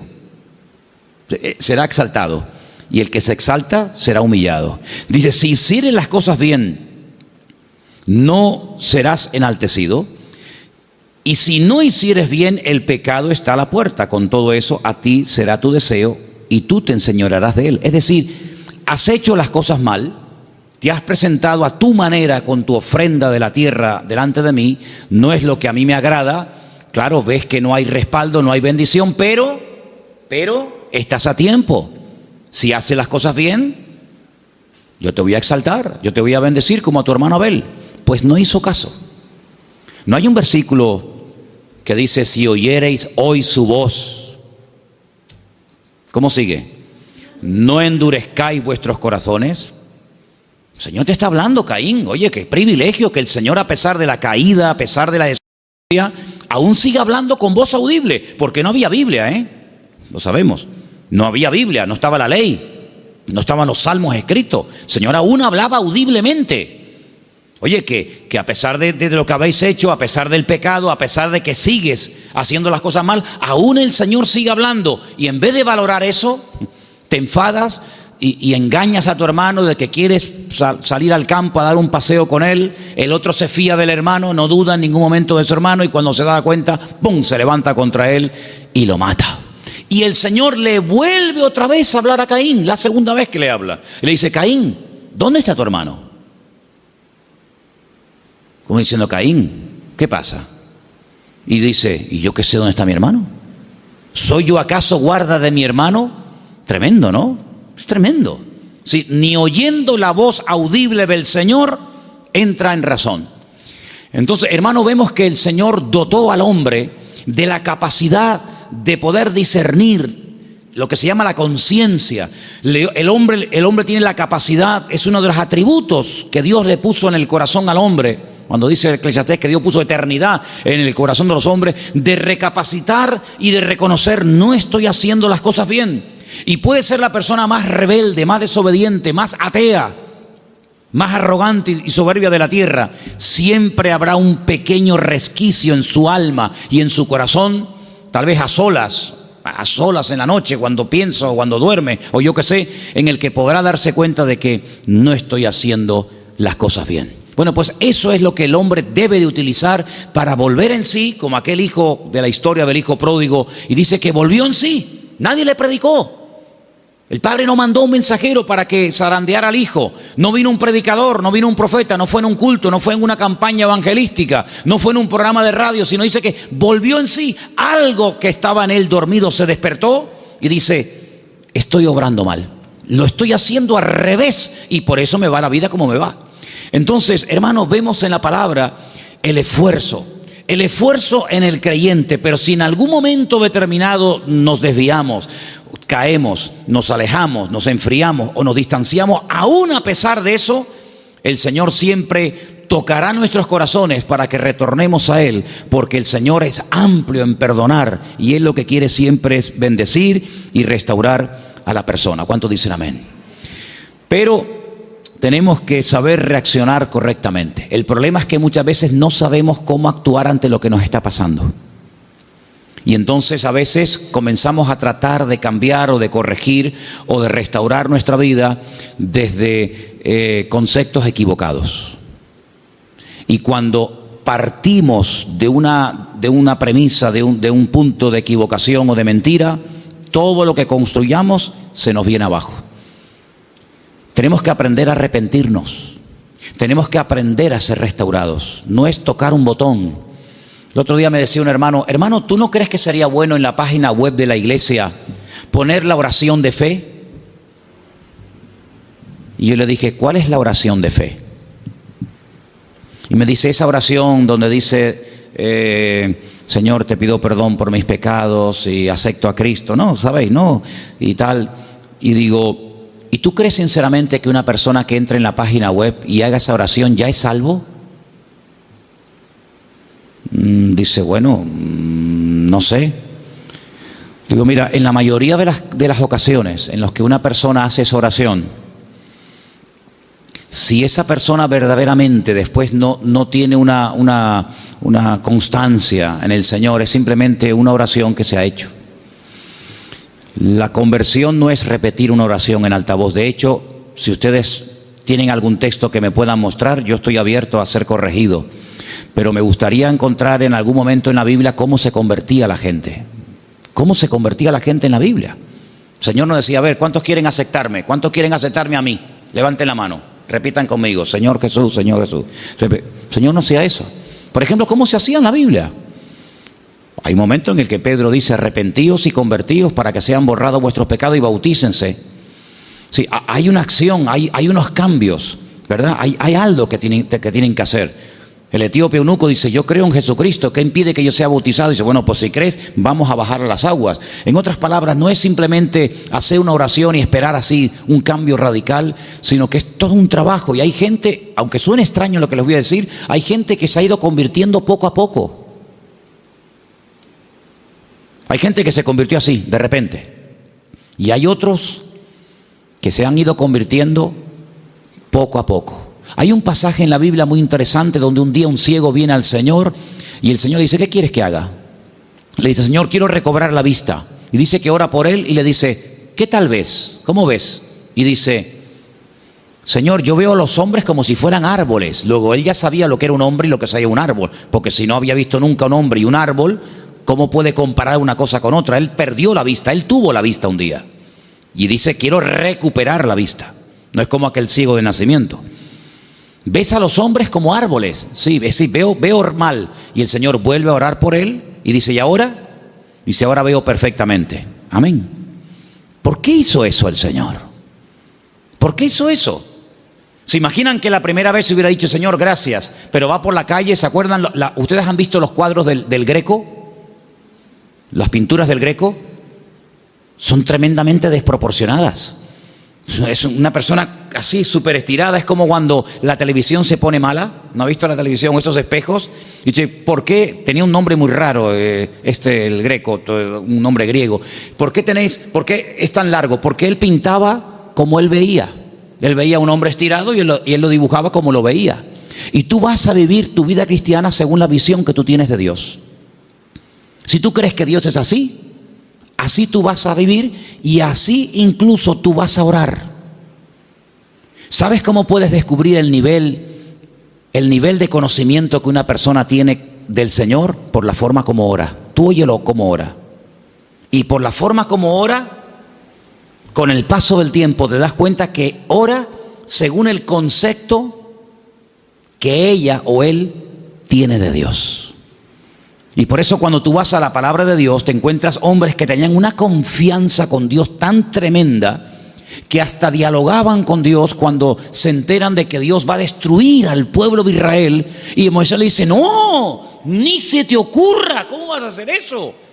¿Cómo vas a destruir al pueblo de Israel? Y cuando los egipcios se enteren, ¿qué van a decir? Mira, un Dios tan poderoso los sacó de la esclavitud y fue incapaz, no pudo meterlos en la tierra que les había prometido. ¿Qué van a pensar de ti los egipcios? No hagas eso. Lean la conversación de Moisés con el Señor. No hagas eso. Te propongo algo, mátame a mí si quieres. Me matas a mí, pero al pueblo no lo toques. Porque tu nombre, tu fama, tu prestigio puede quedar tocado. Es increíble. Pero el nivel que tenía de comunión Moisés con el Señor, evidentemente no todo el mundo lo tenía. Fíjate que en el Nuevo Testamento hay una persona que ve al Señor cara a cara, lo ve y le dice: si puedes hacer algo por mi hijo. ¿Cómo que si puedes hacer algo por tu hijo? ¿Será si tú puedes creer? Porque había menguado en cuanto a la fe. Había llevado su hijo a los discípulos no habían hecho nada según él, y automáticamente se llevó una desilusión.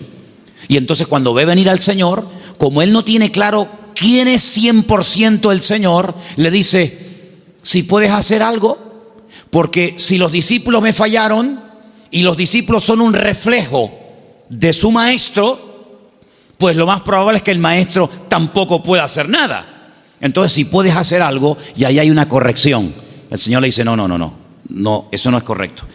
Porque él estaba hablando según el concepto que él tenía del Señor, hasta que después dice: Señor, ayúdame en incredulidad, perdóname, ya no sé ni lo que digo.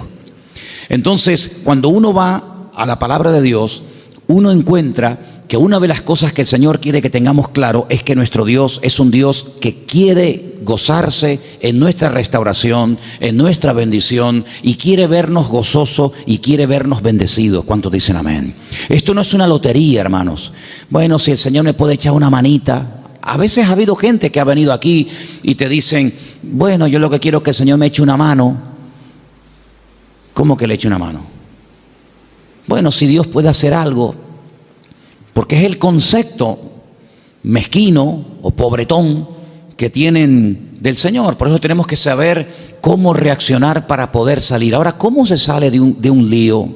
¿Cómo se sale de un callejón, entre comillas, sin salida? De una cueva oscura, de una situación que yo digo: yo de aquí no sé ni cómo salgo. Pues te va a chocar mucho lo que te voy a decir. Pero hace años, y tal vez lo podemos hacer después, porque creo que Isma se acordará. ¿Dónde está Isma? Allí. Nosotros hace años cantábamos una canción que está basada en Isaías 55, versículo 12, y me gustaría que pudiéramos leer juntos este versículo, porque así dice la Biblia que se sale. Así se sale. Vamos a ver de dónde quería el Señor sacar a su pueblo en este momento. Isaías 55, versículo 12. Y dice así. ¿Lo tenéis?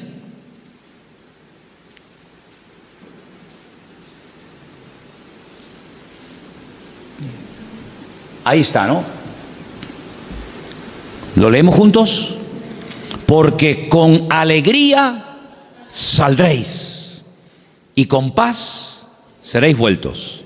Los montes y los collados levantarán canción delante de vosotros, y todos los árboles del campo darán palmadas de aplauso. ¿Esto qué es literal?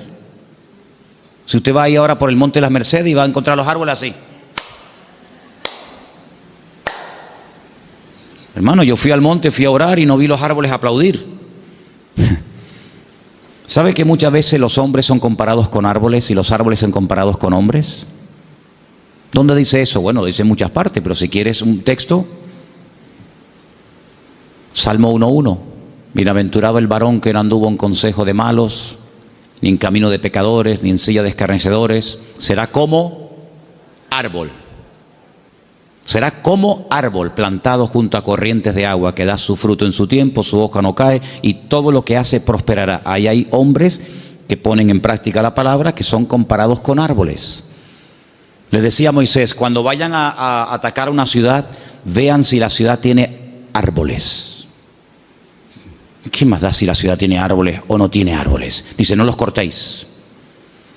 Cuando el Señor le dice, y espero que no perdáis el hilo de lo que estamos hablando, pero cuando el Señor le dice a Abraham, voy a destruir Sodoma y Gomorra.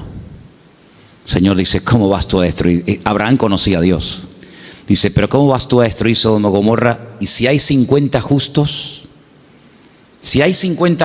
tú no puedes destruir una ciudad, porque los 50 justos dan protección a la ciudad. Pero el Señor dice, pero cuando el Señor le dice a Abraham que la va a destruir, Abraham dice, es que a lo mejor no hay 50, pero hay 45, y hay 40, y va bajando, porque el Señor le enseñó a Abraham que una persona puede llegar a proteger una ciudad entera. De hecho, hay países que no han sido destruidos por la presencia de los hijos de Dios en ese pueblo. ¿Qué te parece?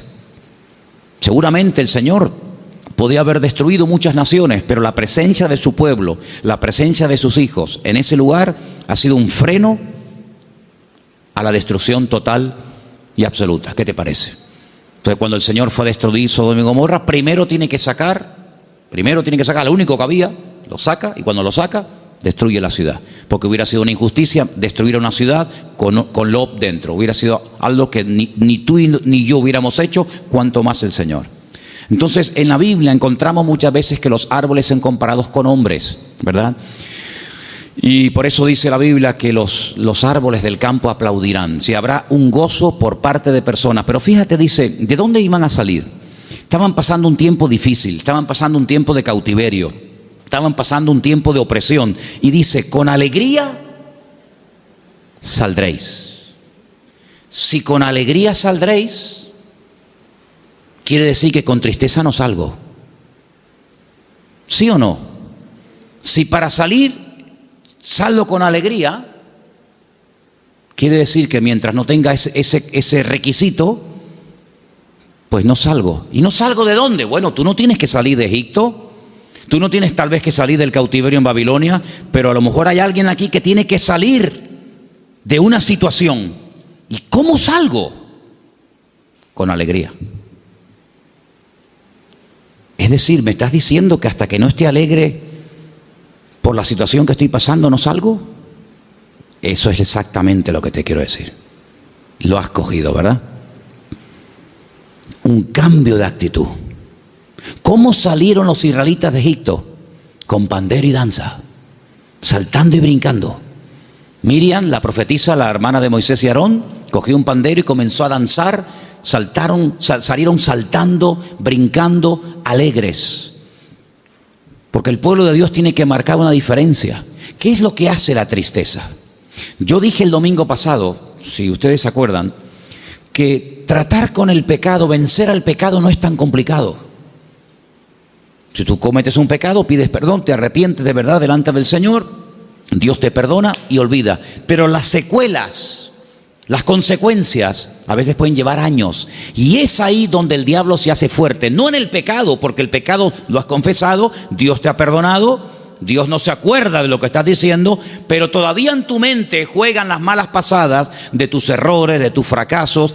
¿No dice el apóstol Pablo que hay dos tipos de tristeza en el mundo? Lo dice a los Corintios, dice, hermano, la tristeza según el mundo produce muerte, pero la tristeza según Dios produce restauración. En otras palabras, cuando estoy triste, busco a Dios. Cuando busco a Dios, soy restaurado. Cuando busco al Señor y soy restaurado, automáticamente veo la vida desde un punto de vista diferente y comienzo a experimentar el gozo de la salvación en medio del pozo, en medio de Egipto, en medio de la opresión, en medio de la enfermedad. Y entonces dice que se produce una liberación. Con alegría saldréis, seréis guiados con paz. Y es una actitud que yo tengo que decidir querer tenerla, porque la tristeza, hermano, mata la fe. La tristeza no te deja pensar con claridad. La tristeza te mete en una cueva y te cierra todas las puertas, te tapa todos los agujeros y no ves salida por ninguna parte.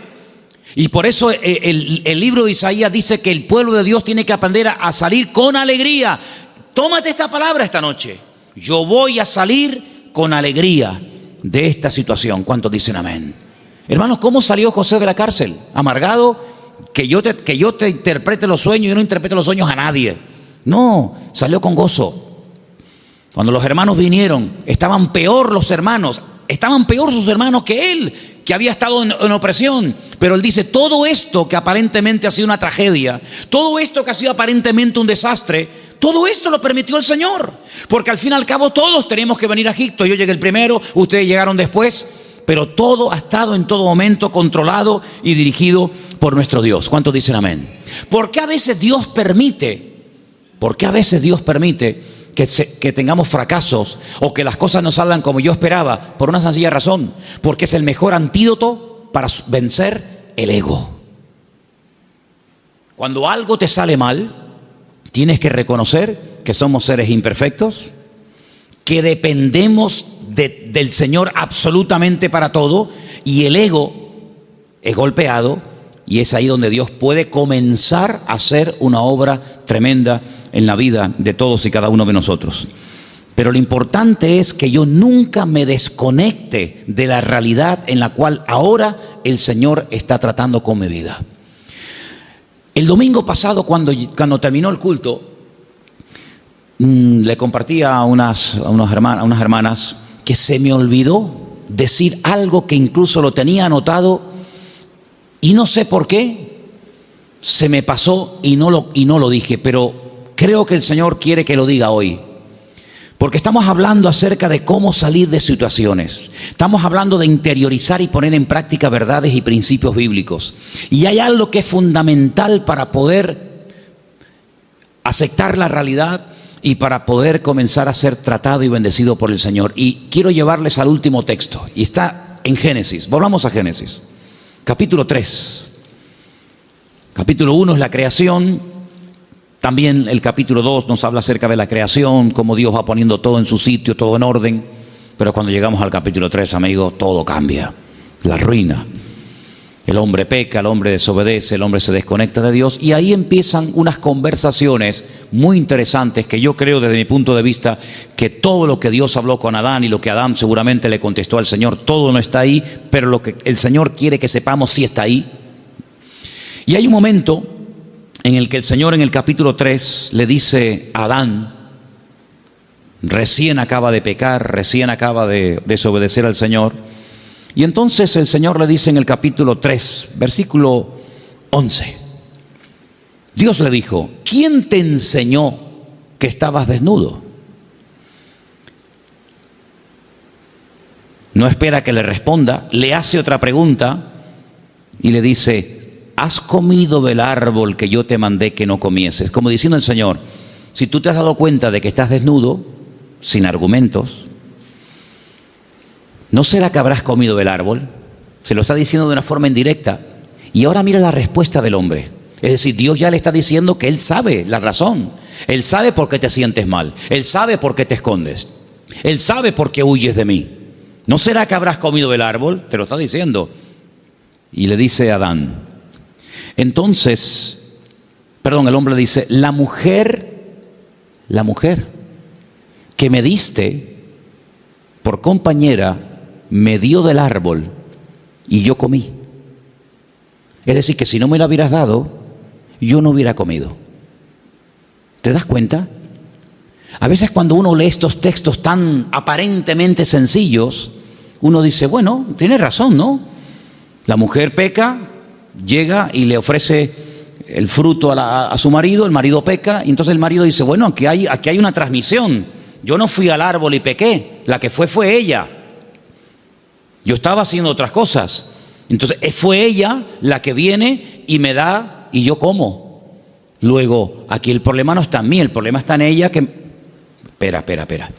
Pero cuando tú lees el versículo 12, Hay algo muy interesante aquí y dice, la mujer que me diste por compañera me dio del árbol y yo comí.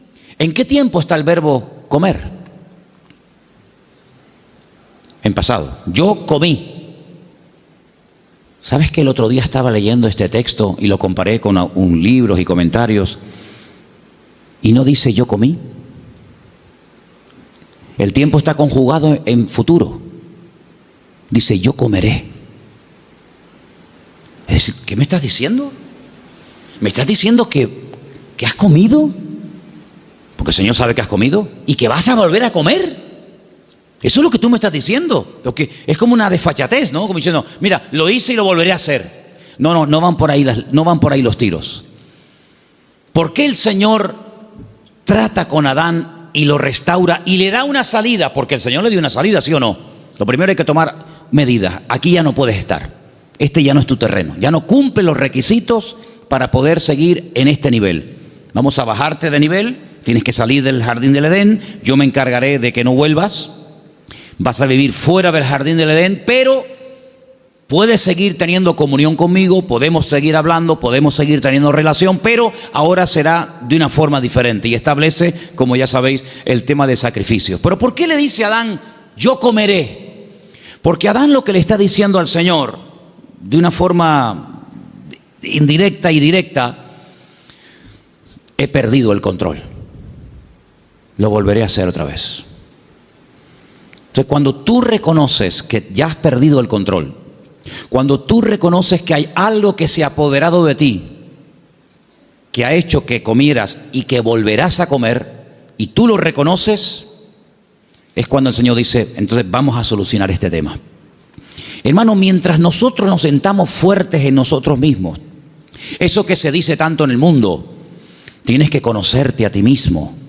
Lo que enseñan las famosas religiones, el budismo, la nueva era, etcétera, que somos poderosos, que lo que tenemos que descubrirnos a nosotros mismos, que tenemos un potencial tremendo dentro de nosotros, que lo que tenemos que hacer es una introspección y descubrir nuestro poder y nuestra sabiduría, no vamos a ninguna parte. Sino que tenemos que llegar a un punto, y la primera bienaventuranza del Sermón del Monte, el Señor dijo, bienaventurados los pobres en espíritu. Y usted dice, ¿y eso qué es? Los que reconocen su bancarrota, su miseria, espiritualmente hablando. Los que reconocen que pequé y volveré a pecar, Señor. Porque aunque te prometa que no lo voy a hacer, lo voy a volver a hacer, a menos que tú me des la fuerza para superar el pecado. Y por eso dice la Biblia, y mayor es el que ahora va a estar dentro de ti que el que viene contra ti. Luego va a venir otra vez a tentarte. Es decir, la capacitación no nace de nosotros mismos, sino que la capacitación viene de lo alto. El mismo apóstol Pablo dijo, no es que nosotros seamos ministros competentes, sino que Él, el Señor, nos ha hecho ministros competentes del nuevo pacto del Evangelio. Entonces, cuando vamos a estos textos que hemos estado estudiando y examinando esta noche, nos damos cuenta de que aquí tiene que haber un principio elemental, y es reconocer que yo sin Dios no puedo. Por ahí hay un versículo que dice, el que piensa estar firme, mire que no caiga. ¿Sí o no?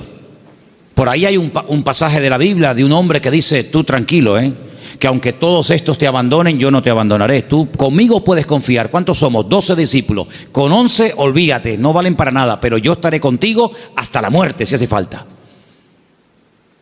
El Señor no le dice nada al resto, pero a este le dice, tú, precisamente tú, que tienes esa excesiva confianza en ti mismo, tú vas a ser el primero en negarme. ¿Quién, yo? Yo nunca te negaré. Le lleva la contraria al Señor. Pero ¿cómo se le puede llevar la contraria al Señor? Demasiada confianza en ti mismo. Solamente sirvió o fueron necesarias unos minutos, unas pocas horas, para automáticamente producirse un distanciamiento entre el Señor y Pedro, de tal manera que se juntó 10 minutos en fuego ajeno con los romanos y automáticamente Pedro ya no era el mismo. Ya no hablaba igual, ya no era exactamente igual, ya se atreve a negar, ya se atreve a apostatar, ya yo no sé de qué me habla, yo no sé quién es ese hombre. Pero previamente, antes de llegar a ese punto, utilizó la espada. Ya me contarás a mí para qué lleva un discípulo una espada.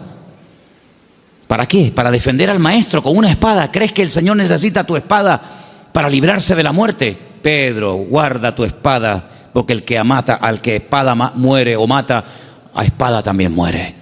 ¿O qué te crees? ¿Que el Hijo del Hombre no puede hacer así, venir legiones de ángeles para defenderlo? Si estás tratando de utilizar armas carnales para pelear la buena batalla, y esta batalla no es con espada, no es con ejército, es con el poder de Dios. ¿Te das cuenta? Entonces hay como un proceso, como unas escaleras descendentes que van llevando a Pedro a un punto en el que ya definitivamente niega al Señor y ya dice que sale llorando, amargado, y ya el hombre está destruido. Y es ahí donde el diablo machaca a la gente que peca. No tanto en sí en el pecado, porque el pecado es puntual. Pecaste y ya no estaba pecando, ya no seguía negando al Señor. Ya lo hizo, pero se estaba amargando, y ese es el juego favorito del diablo. Torturarte y machacarte como has pecado.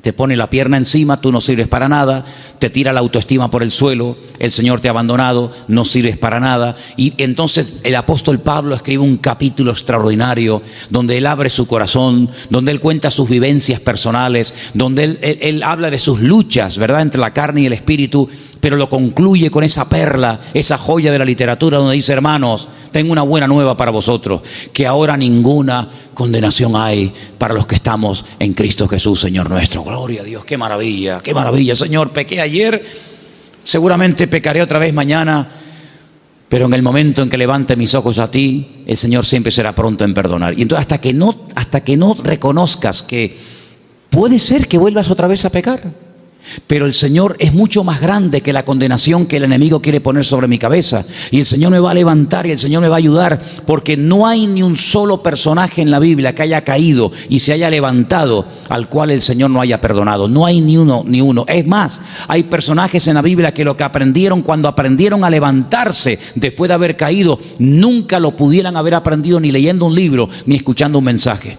Luego a veces el Señor permite que nosotros nos demos cuenta de lo débiles que somos. A veces el Señor tiene que permitir que no somos tan fuertes como nos creíamos, porque tiene que humillar nuestro ego, y no hay peor humillación y peor palo al ego que cuando fracasamos y cuando no hacemos las cosas decentemente y con orden. Pero ahí viene la misericordia y ahí viene la gracia del Señor, y Dios levanta y Dios perdona y Dios olvida. ¿Cuántos dicen amén? Por eso quiero terminar en esta noche diciendo esto: la única manera de salir de una situación de opresión, de amargura y de tristeza es todo lo contrario. Con alegría saldréis. Es que todavía no la tengo, por eso no ha salido. En el momento en que tú comiences a gozarte y alegrarte, y mira, hermano, quiero solamente recordarles algo. ¿Qué le dio el Señor a Abraham cuando le dijo que iba a ser padre? Dime qué le dio.